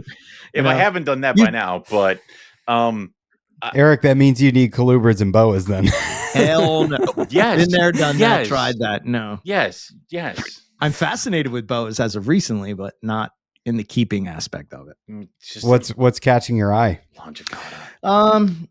Very interesting, like the locality stuff and like a lot of the West Indian boas just remind me of the carpet python complex in a way. You know, they kind of fill that same niche, if you will, in the you said it right. Snake world. Yeah. Right? Yeah. Never would get mad. Yeah. Yeah. Yeah, I don't know. I just like learning about something different than I've, you know, how many times can you read about carpet pythons or python? Same thing over and over and over. Oh, you know, all the time, every time. What's wrong with you? Yeah. That would be a dope herping adventure. Would be going down to South America and looking at boas. Yeah, for sure. I would imagine Costa Rica would be a pretty cool place to start that type of trip. It's kind of an you know, like a commercial type of traveling place. So, you know, it's going to be geared towards that kind of stuff. Yeah. They have the like eco trips, like, oh, we're going to go for a forest walk. And then it's like eyelash viper. It's like, shit. Yeah. So, yeah. Puerto Rico would be cool too. And Hell then yeah. like it's us, you know, so it's like super easy to get there, and then you can play with retics. Yeah. Oh no. Florida to see wild berms, and then Puerto Rico to see wild retics. Yay. Yeah. What else do you America has all the cool pythons. Yeah, we don't have to go anywhere, fools. Yeah, those would both be pretty cool. I'd like and a little bit closer, but I would imagine from like a safety standpoint, Australia has to be pretty damn safe, right? Yeah. I didn't really feel any issues of. When you say safe, what do you mean? Like getting mugged or having your like are there like I'm sure like, there's places like that. I mean, we weren't around it. I mugged Rob in the middle of the outback, but I did it. Well, so, you know, it was. I'm sure he had it coming. He did. Yeah, he didn't have that much on him either. So a little disappointing. But we didn't really feel any issue. I mean, there were a couple times where we were actually, you know, checking out an animal or a reptile, and this car would come screaming down the road and pull over. And I'm like, oh crap, we're going to get in trouble. And then immediately they're like, what did you find? It's like, oh, well, there's a lizard up on the tree. They're like, cool. And then they're busting out cameras and taking pictures. And then they're showing us pictures of, they were just at this beach and they found this thing, or they saw that. So it was one of those where I didn't really feel like we were any kind of trouble or anything like that. Yeah, no. So if you're bumping into other herpers, do you say, hey, how's it going? Or do you pick their brain and kind of share like where you found things or? I mean, you pick the brain because like they could be like, I think herpers can be funny though. Yeah, they can be. They'd be like, well, there was one back there, and then there was nothing. I can't tell you the exact spot. You know, it's like those people can just go directly to hell because it's like I can't tell you where I found that toad. But you know, I do get it. Well, because there is a lot of places that, you know, people would say, and then they're ripped apart, and now they're not as big as they used to be because of something like that. If you're herping on a road, if you're road cruising and somebody comes up right behind you, you can say that back there you saw a rattlesnake because you're on the road. This isn't like a special herping spot. It's a goddamn road. Yeah, there's been plenty of times where people have stopped and we've talked to them. Yeah, no big deal. Talk to immigration a bunch too. Yeah. You know, that's fun. Yeah, Border Patrol is you guys all. Everybody here good? Yes, and then they just kind of go off. So yeah. I've told you guys I've never seen a Eastern Diamondback, right? here in Florida. Not alive. Neither have I. I have.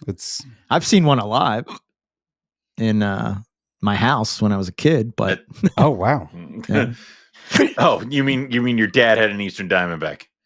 Yeah. Oh yeah. Its head was huge. It was. Man. He like said this. alive in Florida. That's alive in Pennsylvania. Yeah, you said alive. Yeah, he said alive in Florida. Oh, You're splitting hairs here. Yeah. We went. I missed it. Found a dead one. I missed a live one by that much. My neighbor came up the driveway and started calling me, and he's like, "There's a rattlesnake," and I'm like, "Oh my god, let me get a hook, let me get my bucket," and I grab all my stuff and I go running out, and he's like, "Don't worry, I ran it over with my truck." Ah! Yeah. Oh, Yeah. no. He aimed for it. It was I had to finish the job. The poor thing wasn't dead. And it was 38 inches long. Yeah. Come on. Yeah. That's one of the sucky things about Australia. There's a lot of road. DR. DRs. Yeah. Yeah.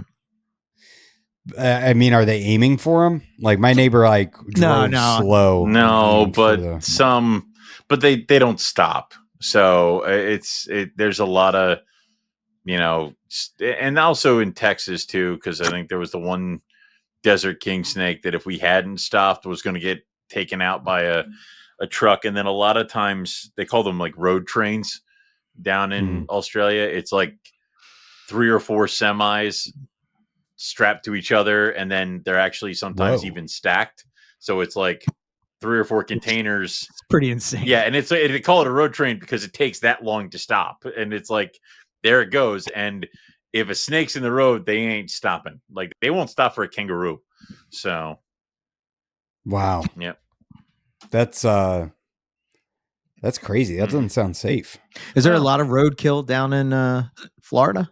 Oh yeah. If I'm walking my dog, I'm seeing corn snakes, black racers, all that. Just yesterday, my son grabbed a black racer, and I called up my wife, and I'm like, "Tell him to wash his hands, get in the shower immediately. The pentazones, the lungworms." Which hand? Give me I'm the like, big knife. what is he doing right now? What did he touch? Clorox it. Yeah, right. Yeah. It's that all the diseases and everything get really terrifying when you start looking into them. Everything. I mean, I called you up, Owen, about freaking out about nidovirus. I was deathly afraid, and luckily all my jungles came back negative, so everybody's okay. There you go. Good. We've said it a million times, is that breeding is one of the most dangerous things you can do with your pet snakes, because there are issues out there that we can prevent, care, cleaning, food, stuff like that. But then when you start mucking with the temperature, when you start adding stressors, when you start putting their body through things, you can run into walls. Like you can have respiratory infections, you can have impacted stuff, you can have egg retention, you can have slugs, you can have all this stuff, you can have blown out oviducts, which there's something about seeing one of your like prized pythons sitting on her clutch of eggs in a puddle of blood covering the eggs, and she's still trying to warm them, and you're like, oh dear God. And it's because she blew out an oviduct, and then you have to pay for the surgeries, and now she's still got one, but then you're like, if I breed her, like that's it. So man, you guys are depressing. Sorry. Breeding is nothing but starlight and gumdrops and rainbows, and every single baby you hatch is a $20,000 mutation that will, of course, live out its life without any problems of being a genetic mutation or mutant. Better. Yep. Did I fix it for you? There you go. Good job. Thank you. So should, in your opinion, you just mentioned those stressors of taking away food and heat and all that. Putting a dumbass male in her cage. Yeah. Do you think that if somebody is not going to breed, that those, still doing that for the snake is beneficial, but maybe not as dramatically. Yeah. I mean, they always put them through the seasons if you want to put them. Like, I mean, I tell people who want snakes as pets that native species to like PA or like corn snakes, colubrids that can handle it are the easiest thing because you can just ignore them for like 2 months of the year because it's like, here you go, your light's not going to go on and you're just going to sleep and here's your clean water and chill. And then you put them through those paces. It's not bad for them. It's part of nature. It's part of something they would expect. But also being that they're your pet and indoors, if you want to coddle them and maybe not drop them down, you don't have to. So that kind of stuff. Poor Eric's had hiccups for like, I know. I think he's dying. I know. Man. I keep trying to mute. I'm like going back and forth. Like, oh my gosh, I'm trying so hard. I'm like, oh man. I had to do something. I had to do something to scare him. I'm gonna go steal his poison ivy babies, and that'll get him freaked out enough. I'm about to go guzzle a big glass of water. Go ahead, do it. Go waterboard yourself. I like that he mutes himself and then takes himself off mute and goes. Yeah, well, my timing is off. It's almost like we've done this for 13 years. These are professionals. Yep.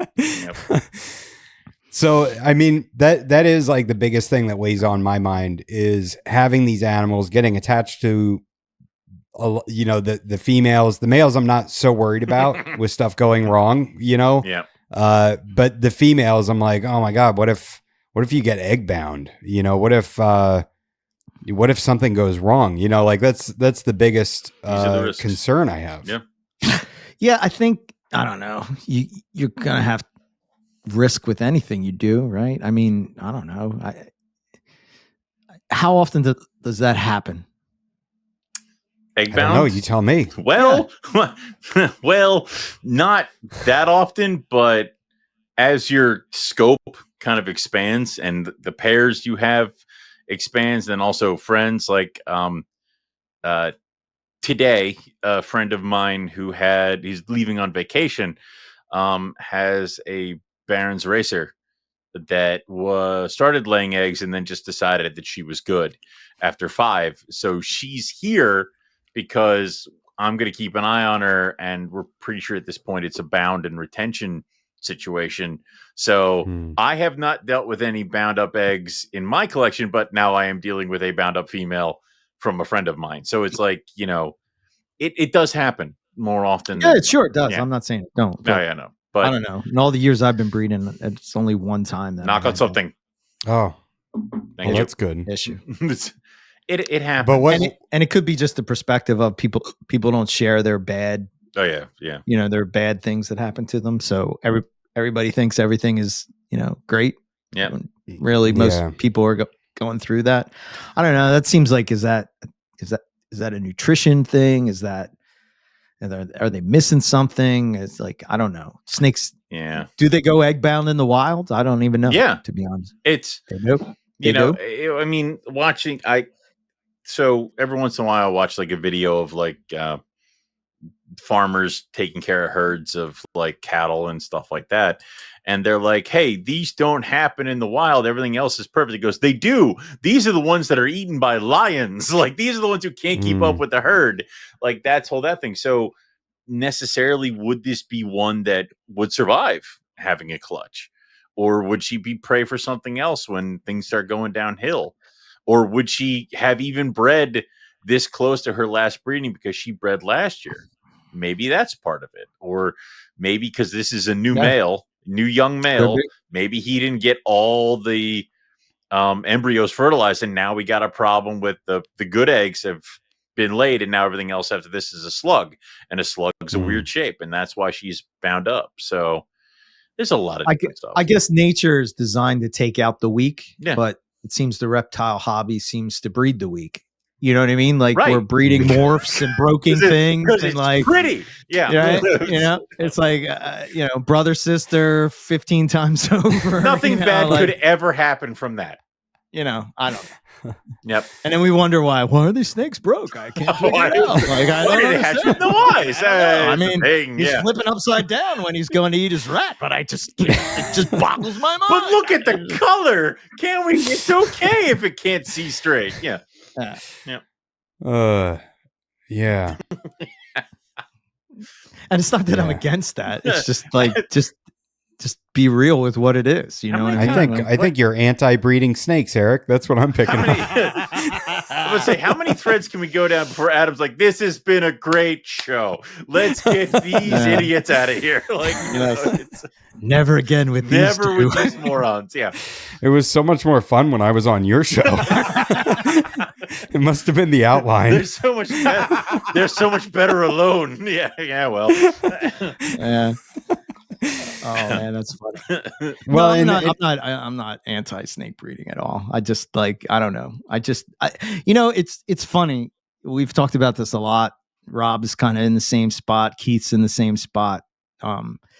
It's like as you mature in your reptile keeping, like I don't know. You just like herping has become more of the hobby to me than breeding snakes, if that makes sense. do you still enjoy keeping them as much? I do, yeah. But not like I'm not like, oh my god, I have to have this species. Oh my god, I have to have this morph. Oh my god, I have to run out and get this. What's the newest thing? Like I learned to break that habit because it was just bad for me, man. I was just Owen will tell you it was like I just had too many snakes, man. Yeah, he had a lot of repetitive. Like he's like, these are my striped red lie. These are my het stripe bredli, and then these are my posset stripe bredli. I'm like, wait, why do we need 9? Like it's And he was like, what do you mean? I'm like, you have these, and I thinned those out, but like even just like just the various forms of bloodlines of poplin carpets was like a lot. That was there like was 40 snakes. There was, just in that one group. So yeah, it was cool when I had it. I enjoyed it and whatever, but I just don't think I was doing a service to the animals by, just because I wanted to tick a box. I could tick the box herping, and I don't have to take the snake. I don't have to take care of it. I don't have to feed it. I don't have to nothing. Yeah. Well, in that quantity too, they're probably then you're in racks, right? Yeah. Mostly at that point. And that to me became not enjoyable because it was just about looking at bins. It just became the business of reptiles. Does that make sense? Like it's not about the reptiles. Like I'm more of a geek when it comes to learning about how reptiles work rather than how to sell reptiles, if that makes sense. Right? Like, I don't know. You're not a hustler. I'm a hustler at work, but not when it comes to snakes. You know but that's like, the thing, right? Is like it's two different things. Like you don't want. I did this all day. I don't want to do it at home. Yeah. Yeah, exactly. Right. I couldn't imagine. Yeah. Like, I hustle and grind with my snakes. It's, I don't know. I unless I had a giant facility with a bunch of employees, I couldn't enjoy that. I think. Yeah, Owen's kind of like he's me 10 years ago. And he's going to be me 10 years from now. Nuh-uh. How dare you, sir? Yeah, just because I don't know. I don't know. It's a lot. Like it is. It's a lot. I don't know how you do it, Owen, to be honest with you. But I applaud you for doing it. I am not of the right mind or body. Like, I mean, we know this. This is not. But I think this is the difference. Owen enjoys doing that, right? He enjoys going to reptile shows. He enjoys those things. He enjoys having the breeding and extra money and ticking the box and all those things. Yeah. More power to him, man. That's awesome. He loves the customer interactions. That's not true. That is not true at all. How much snake? How much snake? Get the hell away from me. Snake, $sign, question mark? Yeah. You kidding I'll me? ask my wife. Hold on. Yeah. It's fun that my where I geek out is just seeing if there's the challenge of it, but I know I don't do it right either because I get attached to my animals. And it's like, well, this animal you should like after you breed it a couple times, sell it. And then the next one raises up and goes into its cage. And what I end up doing more often is selling the younger ones because I like the older ones. And then, eventually either the older ones go out on breed loan and I have to scramble and grab kids from their last couple clutches, even though they had better kids 3 years ago. So it's that kind of stuff. But I like the challenge of certain species that are a little bit off the cuff and having that success. So that's my thing. And you breed your you breed rodents, right, Owen? I breed Mice? 2 boxes of mice. That is it. Because that's all I could freaking handle. I get frozen rodents, but then I'll also supplement with like chicken, chicks, quail, chicken necks, chicken hearts, fish. Sure. My Walmart near me had a sale on flounder fillet, so we're going to see how the snakes like that. So Nice. Yeah, I think my perfect collection would be like somewhere between 20 and 40 snakes. Dude, I was just thinking that today. I was so because I'm at 20. Yeah. And Don't I do thought, anymore, man. no, don't do it. Yeah, no. I thought this is like all the bowls fit in my dishwasher. Yeah. Yeah. You know, which I do that like every other cleaning, you know, that's what I do. or maybe once a month I'll do a you know, the dishwasher, and I'm like, this is the perfect amount. It's the perfect amount that I was able to get home from work today and go through all the cages and find all the poop and the urates and clean all the cages real good. Mhm. Yep. And, you know, get everything squared away. And then I thought I was like, Owen has like 85 pairings this year, That's adorable. you know? Yeah. I had 52. Thank you very much. Oh. So I think like if you look at somebody like, you know, I think I would be more like, I think when we had Robin Markland on way back, he said you're more of a boutique breeder, meaning Mhm. that like I remember John Battaglia, right? He's the Gamma founder guy, Diamond Jags and things like that. Diamond Jags, Yeah. Diamond Jungle Jags. He had maybe, I don't know, maybe that same amount, 20 snakes, maybe. But like you would have thought he was one of the big, like in my mind, it didn't matter how many snakes he had. It mattered what he had. Like I didn't look at him any different because he had less than Nick, you know, had, or like, you know, Justin had, or like any of those people that I was looking up to as I was coming in. But I fell into, I think when I was coming up in the reptile hobby, the thing was, it's like, you need to have everything, the set, complete the set, have it all, you know, you're not cool if you don't have every species of python, and you're not the, you know, you don't know anything about breeding snakes if you don't breed 100 clutches a year, you know what I mean? And yeah, there's probably knowledge in breeding that many clutches a year. Sure. You're going to learn a lot. Right.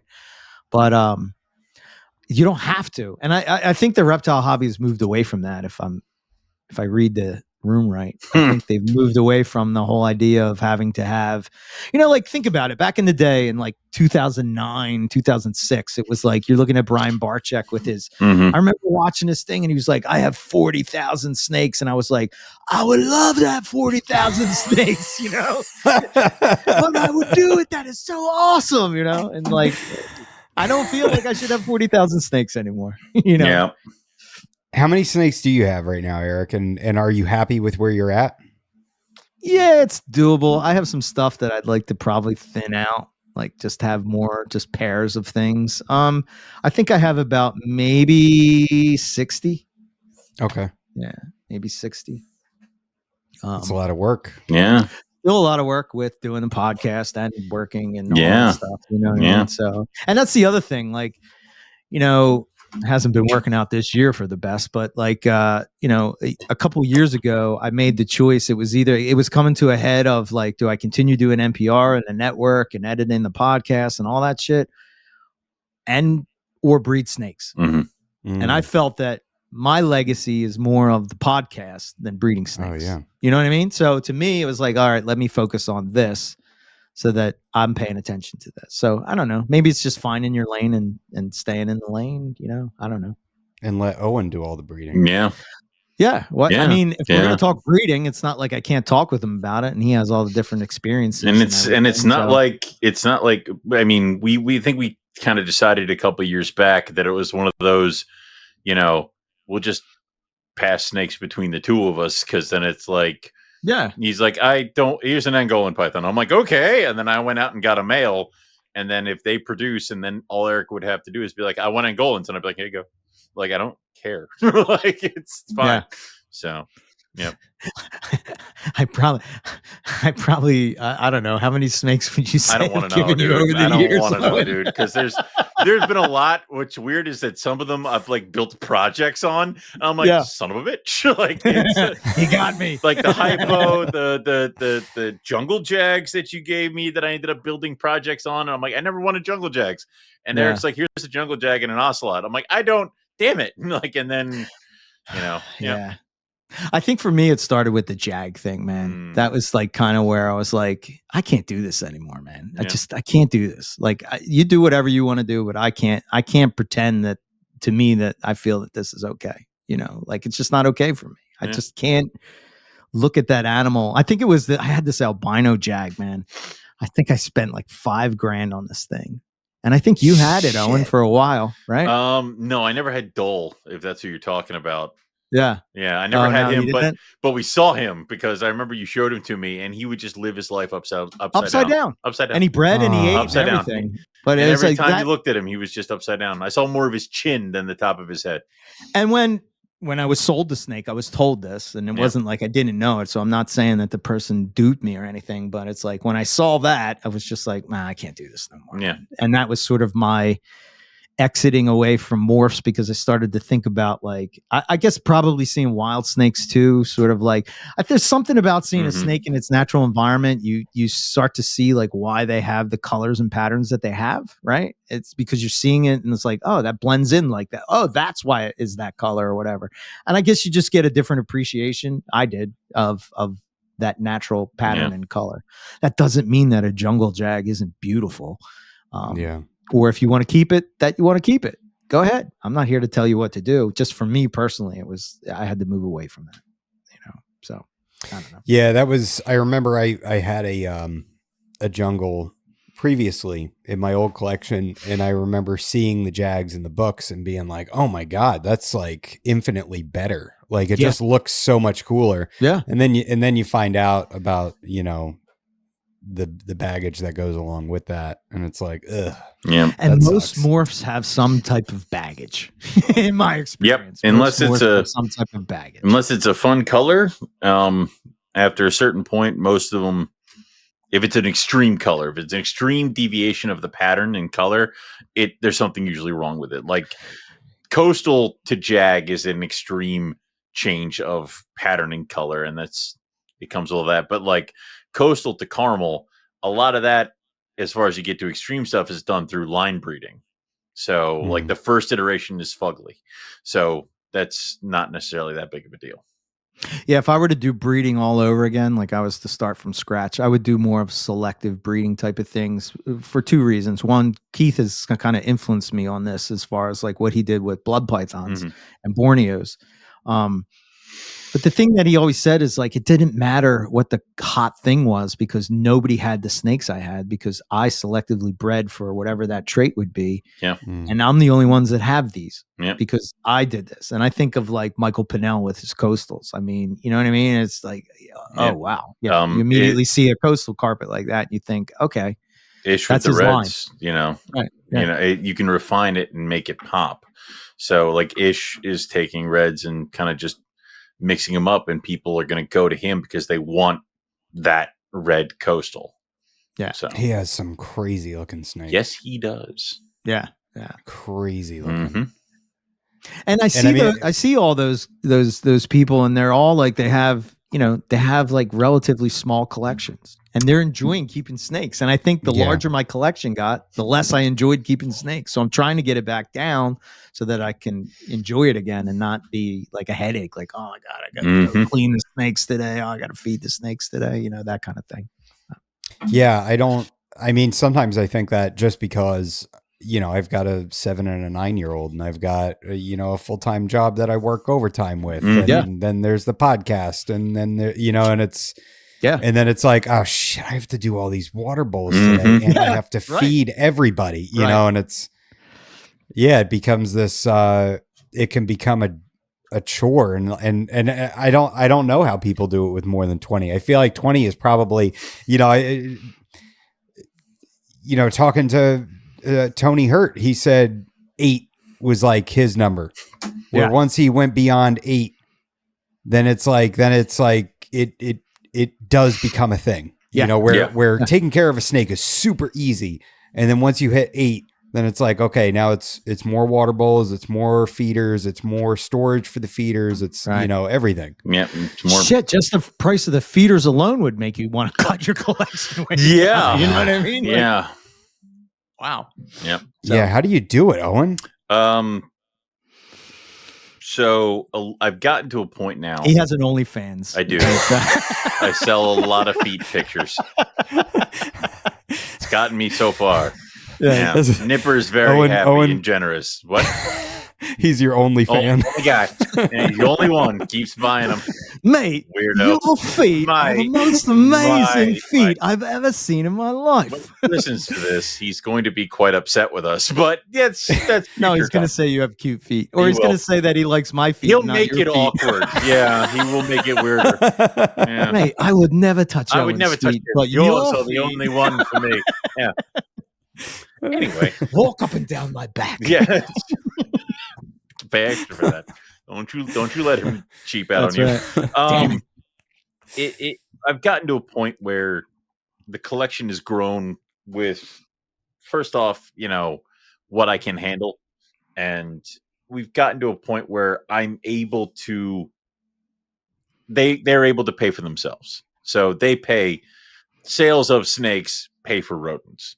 And, you know, I have a large freezer so that I can stock up at, you know, times when they're not feeding in the wintertime and just kind of pack everything in there and then thaw out and feed. Also with alternative food sources other than rodents, and like strictly rodents has also helped out supplementing feed for a lot of the colubrids that eat a ton of stuff like, you know, fish and frog legs and chicken parts and stuff like that. But it is like having 2 jobs. I will tell you that straight up. I don't know if my situation was any different, if I would be able to maintain what I do. I mean, I work from home, so I can run the dishwasher that I have for the snake bowls, and I can just like pop out and like pull all the bowls out and put new bowls in and run the dishwasher again and kind of do that. And then by the time I'm done the day, all the bowls are clean and they just need to put water back in and back in with the snakes. I have, it's just me and Melissa. There's no kids or anything like that. So that kind of doesn't take too much away from that. But there have been moments along the way where I could have obviously diverged and it wouldn't have been doable. But currently, I got about 198, I think. Shoot. And that's breeders and babies included. That's it? Yeah, what? So even in my You're highest, like, 50's far too much. It's like, what the fuck? Just drop nearly 200. Yeah, You're like, that's it? Like, what do you want from me? in my heyday, the biggest collection of snakes I had was 425. Well, Jesus Christ, That's I haven't got one crazy. thing. You had 495. 362 were all pop wins that look kind of the same. So fair enough. Yeah, I'm like, I got like 35 different goddamn species here. So I never counted it, but I used to use this reptile app called Reptiscan, and it tells you at the bottom like what your total is. And when I looked at it, I was like, "What?" Those apps should have alerts where it's like you just wait, what? Those apps should have alerts like you just entered your 50th python. Are you okay? It's like yeah, sure, keep going. And then like you're at 102. Do you kind of want to maybe stop? Like that kind of stuff. I think you stop counting after like 20. You right? do, you but just sort of say like, "Oh, I don't know how many I have. Yeah, I haven't counted in a long time." I think But then you do stuff like you get cage cards, or like my nephew wanted to know, so we counted them, and then that number just burns in the back of your brain, and then you're like, "Oh God!" And then you try not to count anymore, and stuff fluctuates. But I think I have my core group of like 100 or so breeding animals, and that also includes juvies that I'm raising up. But I have a set limit of what I can do. Like I don't have an airplane hanger, so I have to decide what projects are worth sticking with, what ones I want to do with, and what ones I actually enjoy. Like there's certain stuff I'm like, I'll test it. Yeah, I got eggs or babies. Yeah, those are fun. I get out. Like, and that's it just doesn't do it for me. And but there are Yeah. also core stuff that will never leave. So yeah, I guess it's I was like really, really wanting to do a snake building. Like I felt like I needed to. And then once I got my cages all set up and everything was in, and they like all the cages have occupied the certain areas of my house. I'm like, actually, this is pretty good for right now. Yeah. Like I can be content. And I have one more area that I need to build out eventually. It's no hurry. It's going to be like an 8x2x2 for the female Argentine and some enclosures for the blood pythons that I've recently acquired. And, you know, so it's kind of like I can do this in the house and then they're right here. It's a little bit easier to care for. And it's going to keep me in check because if I get that building, I'm going to be hitting you up, Owen, and saying I want the olives now because I can fit the cages. I mean, I'm trying to get rid of a pair of adults. But if Eric doesn't want to build the cages, somebody else is going to take them. But it's when you get to a point like I had when I was at my mom's place, I had a small area, and it was I can't wait to expand. And then I got the place here. But even then, I didn't take up the whole basement. I only did one room. And then eventually bled into the other part of the basement. And now that entire part of the basement is printed. And I didn't want anything outside the basement. And then the roughies ended up in my office. And now we're going to kind of expand into the office. And I got one thing in the living room, which is going to be the rhinos. And that's fine. Well, I got this corner over here, which diamond pythons can go into. Right. I think I would have hit more of a wall if I came in and like having just bought a house and been like, tear down this wall and make this a giant snake. Like I would have, but slow grow and slow into stuff. What the biggest lie that I think herpetoculture had at the time when we were coming in is that you get the expensive pythons, you get a logo, you get a table, and you breed the pythons and a website, and you will make bank immediately. Once this animal is old enough to breed, you will be snake rich. And there's a lot of things that can happen along the way, mainly that when you're raising up your animal 3-4 years old, other people are breeding still, and now the price of what you bought is diminished. So it kind of seems like what should have been was the do what you love, build around that, refine that, and then just go at your own pace and have your own fun. I don't think I would have had half the species I have if I had not signed up with that guy. It's just because it was not in my wheelhouse. And certain species where I'm like, I'll never get those. Like they're here now. Right. I was adamant. I had scrubs. It did not work out. And I'm like, never doing freaking scrubs again. Now I have scrubbies and I'm like, I hope I get eggs. Because you know what? 14 mouths that just want to murder me from like day one sounds fun to me. So, yeah. I want Holmes. Yeah, they're cool snakes. Yeah, cool. They're snakes. so cool. Yeah, I'd love to keep them. I want those, and I want Max. And Max are cool. And I want olives, but like the olives, I can't even play with the idea of them until I have a building. 8-footers. Yep. Yeah. I can't even play with the idea of that. I want Moluccans again. I had a really nice pair of Moluccans. Eric had a really nice pair of Moluccans. And we're both very stupid people. And we got rid of the Moluccans, or something tragic happened to the Moluccans. And eventually we just stopped getting Moluccans. Now Moluccans are like $2,000 each. And I'm like, I bought them for $60. Like it was, it was. Yeah. What about you, Eric? Is there anything you want? He wants Owen Pellies. I mean, if I could have anything I wanted, it would probably be Imbricata. I think if my collection ever comes to, it just will be like, mostly just a couple pairs of carpet pythons and maybe some other. I really do like Antaresia. I think they're pretty cool. They don't take up a lot of space. No. I do have pythons of the future, as Justin calls them. Yeah. I mean, you see the morphs and mutations and colors that they have in Australia, and it's like, why aren't these things more popular here? Even then, it's just like there's such a small little thing, but they have such a big python kind of attitude. And it's funny when your spotted python that's like the size of your middle finger is like, fear me, and you're like, are you serious? I just dealt with white lips. Like you got nothing. Get in there.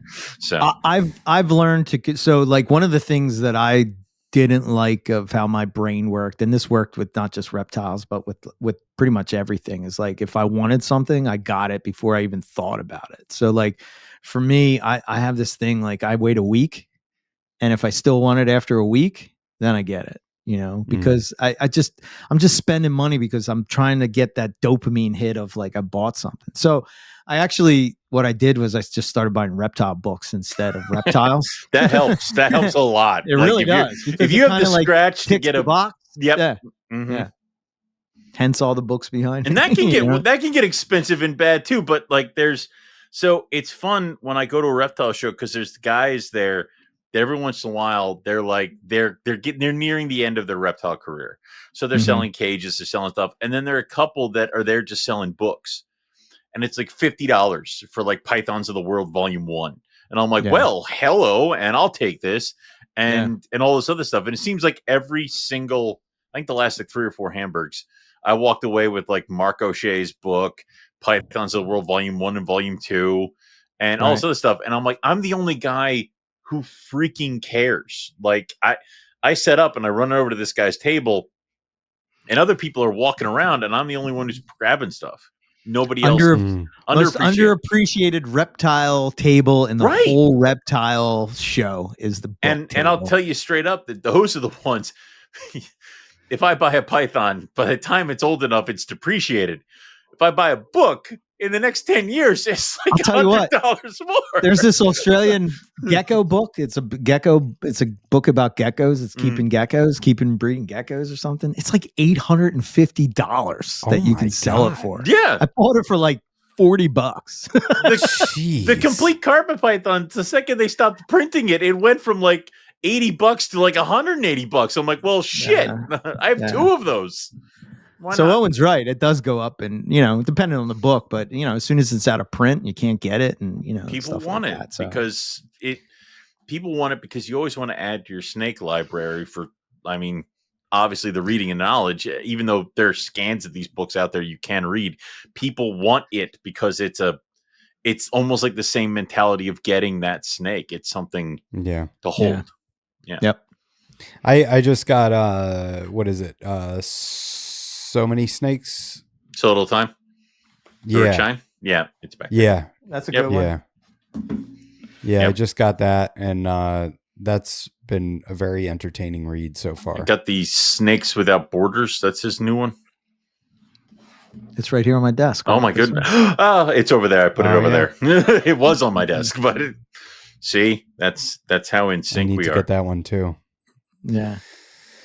There's I've gotten a lot better with the buying snakes, or I would have already bought the Maclots from Dennis McNamara because we like Dennis. He had, I think a trio left, and I was like, oh my god, I'm getting FOMO. I'm terrified that I'm going to miss out, but I'm sitting there thinking, and I'm like, I'm going to put them in a rack, and I have no long-term strategy of where they're going to go in the house. Right. How many goddamn Maclots do I have? 5? I mean, there have been times where I've jumped on certain things because they wouldn't be available ever again. You know what I mean? So like if something comes up, yeah, sure, jump on it. You know what I mean? Because the chances, again, like Owen talked about Moluccan pythons, maybe I should have jumped on them earlier. On. Diamond pythons, I think they were like maybe $600 to $800 back when I was first started buying them. You know, reduced patterns were like, they were the expensive one, like $1,000. But now I think they're like 2,000 or something. 2,000 like for normals, 4,000 for reduced. Yeah. Yeah. That's crazy. It is. Yeah. I picked the wrong carpet python. You really did? We talked about this before. Like, what would you go back to? Like, I do all spring breeders. They can handle the temperatures and I don't got to do shit. Like, yeah. All diamonds, inlands, and breadlie. I do love diamonds. Diamonds are so different. They're just a different kind of python too. Oh yeah. I want if I could get a nice pair of really nice white diamonds, I would be so happy. But then like, Brian Whitaker showed us his white coastals, and I'm like, dear Lord. So he's not allowed to show me those anymore. It's just mean. Is this your first year having Antaresia breeding, Owen? I tried in the past. I got a pair of like journeyman granite spotteds that were the biggest spotted pythons you'd ever seen. What is journeyman? They had been with so many people. Like they had bounced. Pair had bounced between so many people because everybody got it, and we're like, I'm going to be the one that does it. And this happened a lot back in the day with like scrubs. Dave Means? Yeah, Dave Means had a pair of Kofiau scrubs, and these things were massive. Oh no, that's the Beox. It was the Beox scrubs. I thought you were talking about the scrub that went from Dave to Chris to you. That to was me, same deal. To that Chris. was that. That was one of them. But I'm talking more of these scrubs. At one point, I think the Barkers owned them, and then Dave Means owned them. Yeah, that was people got the Beox, and it was one of the people were like, well, they're huge and they're way bigger than they should be. And everybody who's tried has never gotten them to breed. This person got locks. That person did this. This person kept them in cage. That person kept them in a rack. This person kept them in Neodesha. This person kept them in a rack, but then brought them outside to like every time it rained, all that shit. And they still never got eggs. So I had a pair of granite spotteds that I thought I could get it going. And these are spotted pythons the size of a Cali King, which is, it should never be that big. But I didn't know that. I just thought I could get them to go. And I never got anything from them. And then the male died, and then I sold the female. And I'm like, that's enough. I'm not doing Antaresia ever. And talking with people over the years, like Justin and you know, a couple of the people who have had success, were like, well, that was your problem. It should be like this big. It should be this point. You should never get it past this point. And I'm like, okay. So I tried it. It was one of those things where a friend of mine who owns a pet store, he owed me some money off of snakes that I had given him for wholesale and stuff like that. So I took payment as in animals, which I do routinely. And he had a pair of Cape York. He had a bunch of Cape York spotted babies that he had gotten from somebody else. So I grabbed a pair of Cape York spotteds, and I was enjoying just the little guys. And I'm thinking, all right, I like spotted pythons. They're cool. And then when we were in Daytona, Melissa, she bred Stimson's pythons at one point.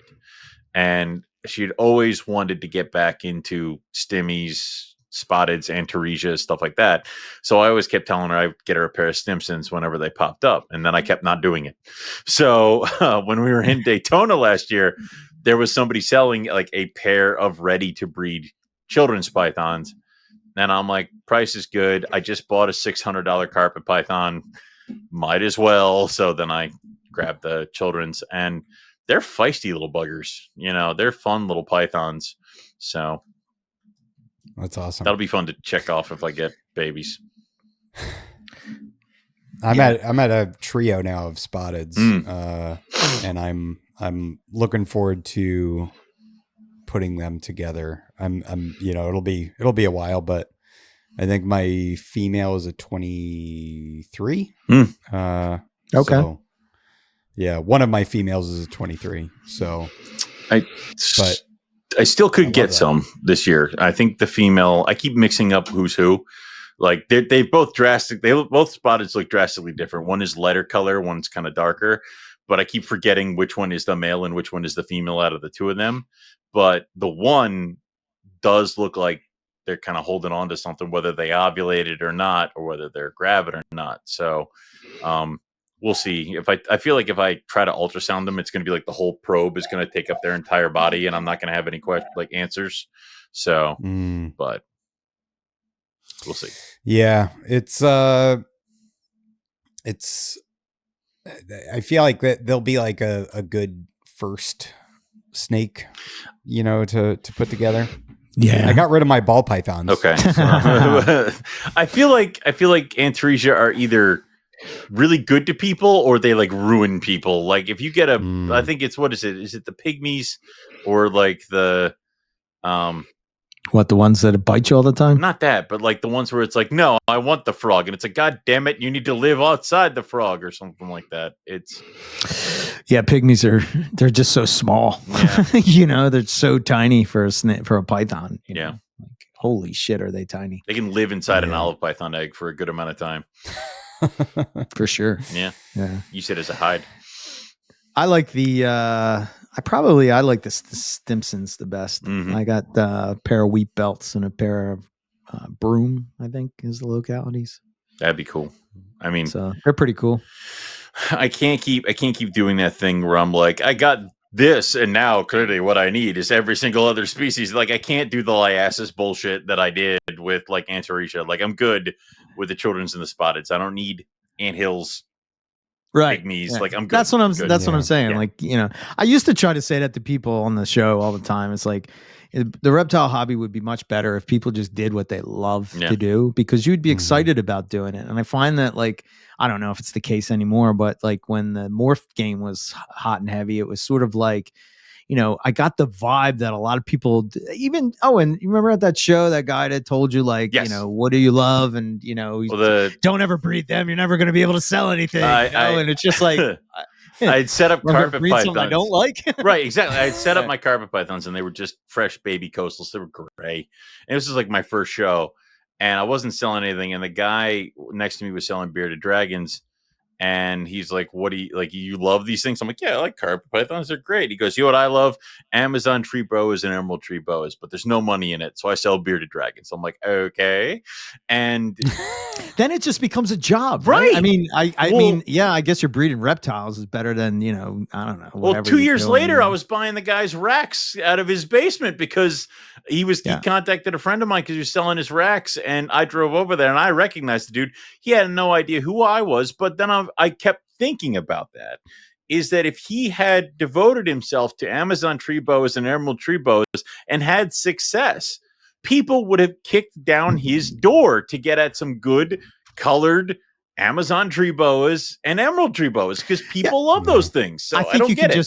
I think it's just easier to sell something that you love, right? It is. It's just like, for me, that's what the Popwin carpets were all about. It was like, jungles are cool. They're the prettiest ones. I get it. Yellow and black. Who can beat that? Yeah. Blah, blah, blah, blah, blah. All that stuff, But it was like, if you really like these, you can do these. You don't have to do the yellow and black ones. If you, you know what I mean? It doesn't have to be those. These can be just as cool. And, I don't know. Yeah. That was always my thought, that like too many people they're following the trend rather than leading the trend. Well, and that's the road. Like, people before you had already done all the hard work of putting yellow onto a jungle.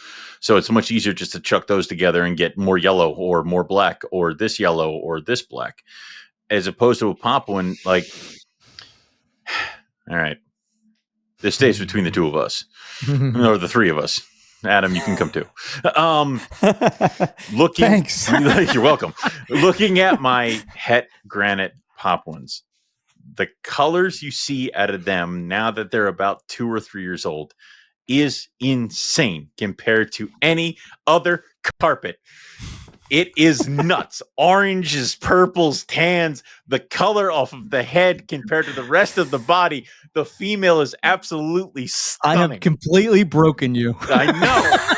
And every time I open it, I get mad. It's like I'm taking it out on these poor animals, and I'm like, screw you, close the bin. We have like, a love-hate relationship. I hate you so. Burke was right again. Oh, God damn it. But people still could refine that. Make a high orange Popwin. Holy shit, that'd be gorgeous. Do that. Oh, and I'm like your Yoda, right? You're like Luke Skywalker. And I'm fighting you every step. I will go. Breed more snakes, you must. Fighting. Yeah. I'm going to fight you tooth and fucking nail. Okay.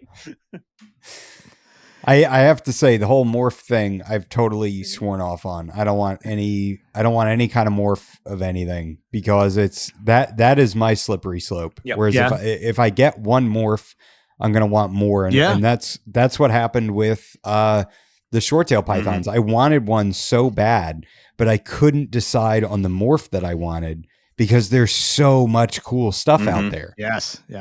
and that's where I ended up kind of settling with like, all right, well, Kara Norris has blood pythons that she's been breeding for 25 years, something like that, for a specific look, of just like the nicest blood python naturally, with no het or anything, and now I'm really excited because she actually, I was supposed to get a pair from her.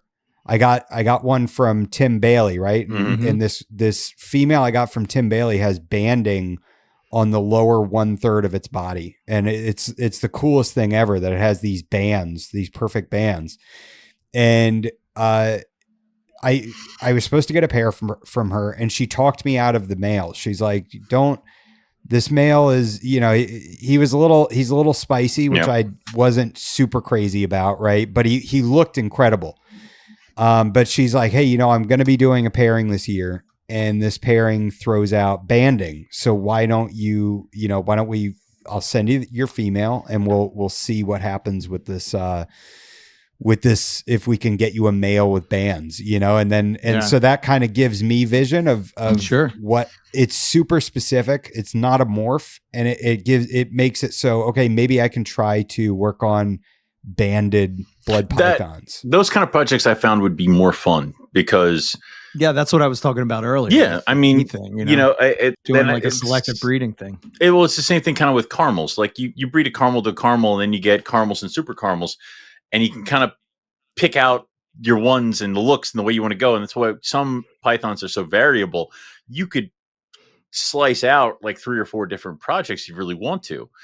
I'm kind of enjoying that with reds because I have a red that was produced from a breed loan from one of my males to a friend's female. And I have this one female red that I'm raising up.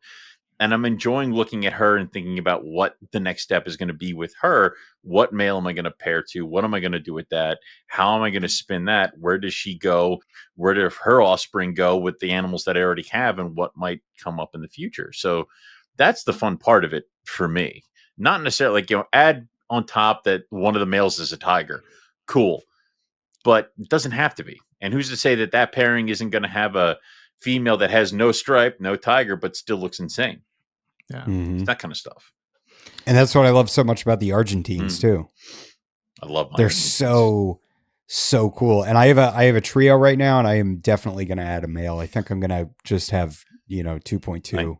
My male almost bit me in the face because he shed, and I got real close because he was that pretty, and he was like, "Back off!" I'm like, "Sorry, right? Forgot that was So they're mine are so chill. Mine are so laid back. I think Owen snakes are all bad. When you grow up in the rogue household, things get a little dicey pretty quickly. So that male's like, I know I'm one of 200. He's like, listen, my neighbors upstairs are white lips, and they've told me what to do with you. It's like, okay, I'm just a dollar sign to this. Get monkey with the food listen, monkey. you food monkey. Get the hell out of here. You come back with rat. Yeah. The only things I have now that are morphs are my pair of boas. I have an IMG and an orange gasm. Terrible fucking names. Morph name. Stupid names. But it's damn it. They couldn't have said that's the other thing, Crush. Man. Terrible names when it comes to morphs. Well, you listen. Like the problem is that we're to a certain extent we're all immature idiots. So, and when you have certain setups, like you're setting up a ball python breeding company, of course it's like giant, massive balls. Like, like it doesn't need to be that, dude. Like I don't understand. Like you could just make it the sweaty balls. It's like I don't. There's no balls reason for you. that. Yeah, it's all right, fine. Like, I guess. What? Like it's like low hanging fruit, and then just grabbing it. So of course that got transferred into several names for things. So yeah. Well, what is Mike Curtin? Doesn't he have on his card? I have no balls or something like that, or somebody has had that at a show. No ball pythons, or I have no ball pythons. I don't. Yeah, something like I have no balls, or something like that. I don't know. Somebody has that. Mike would. Mike would. So I don't know if he does, but Mike would. So all right, guys, you ready to wrap it up? Yeah, sure. I appreciate you coming on. Yeah. Thank you. Giving me so much information about herping and all that good stuff. And yeah, this is the first trio on the expert and the idiot. Oh, there you go. Yeah. Okay. Sweet. You see round tables in your future. No Jesus Christ, no. Oh, those were horrible. I expect to see Burmese python pictures in the chat with us next week. Oh, you yeah. said it is Yeah, it that'll be yeah. we're going out there. That'll be sweet, man. We're driving out on Friday. We plan on hitting it Friday night and then go out during Saturday during the day and then do it again Saturday night and then hopefully a little bit more during the day on Sunday. And that'd be a fun one. Once you find the places, then me and Owen will come down. Yes, and yeah. Oh, we don't dude. we don't go on the first trip. What are we, amateurs? Yes. Yeah. No, you do all the heavy Yeah, lifting, then we'll come and take pictures. Yeah. No, absolutely.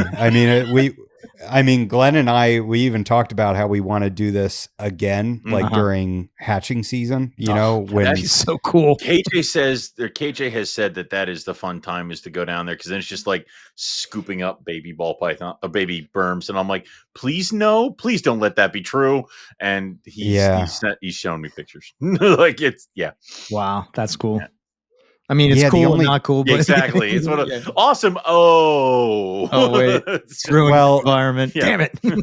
it is what it is at this point. Yeah. You can't do anything about it, right? Yeah. And I'm sorry, but they're not doing any more damage than we are. Right. Less. We're turning parts of the world so into much golf less. course. Yeah. So much less. They're doing so much less damage than humans are. Yeah. You know, I mean, Florida's a mess right now. Yep. Crazy worms coming out noses. Well, but there was, you know. we just did a show where we spoke to one of the guys who was kind of bringing in animals back in the day, and it was like, you know, and that's when we that was a great I'm sitting there, episode, I'm like, guys. Can I have why Florida is a clusterfuck for 500, Alex? Like, it's like, Jesus Christ. Come on. I really appreciated that episode, especially being a Floridian, you know, hearing all that stuff. Oh, that's cool. You know, and that's when the rhinoceros escaped. Jesus Christ. Like it's, yeah. We're trying to get all those guys on before it's too late to do it, you know? Yeah, keep it up. Yeah. Keep it up because those are fantastic. Eventually, we'll end up being those guys in somebody else's herp history. Right? I'll be like, and today on herp history, I'm gonna tell everything. I'm gonna herp history. All the secrets are out. Yep.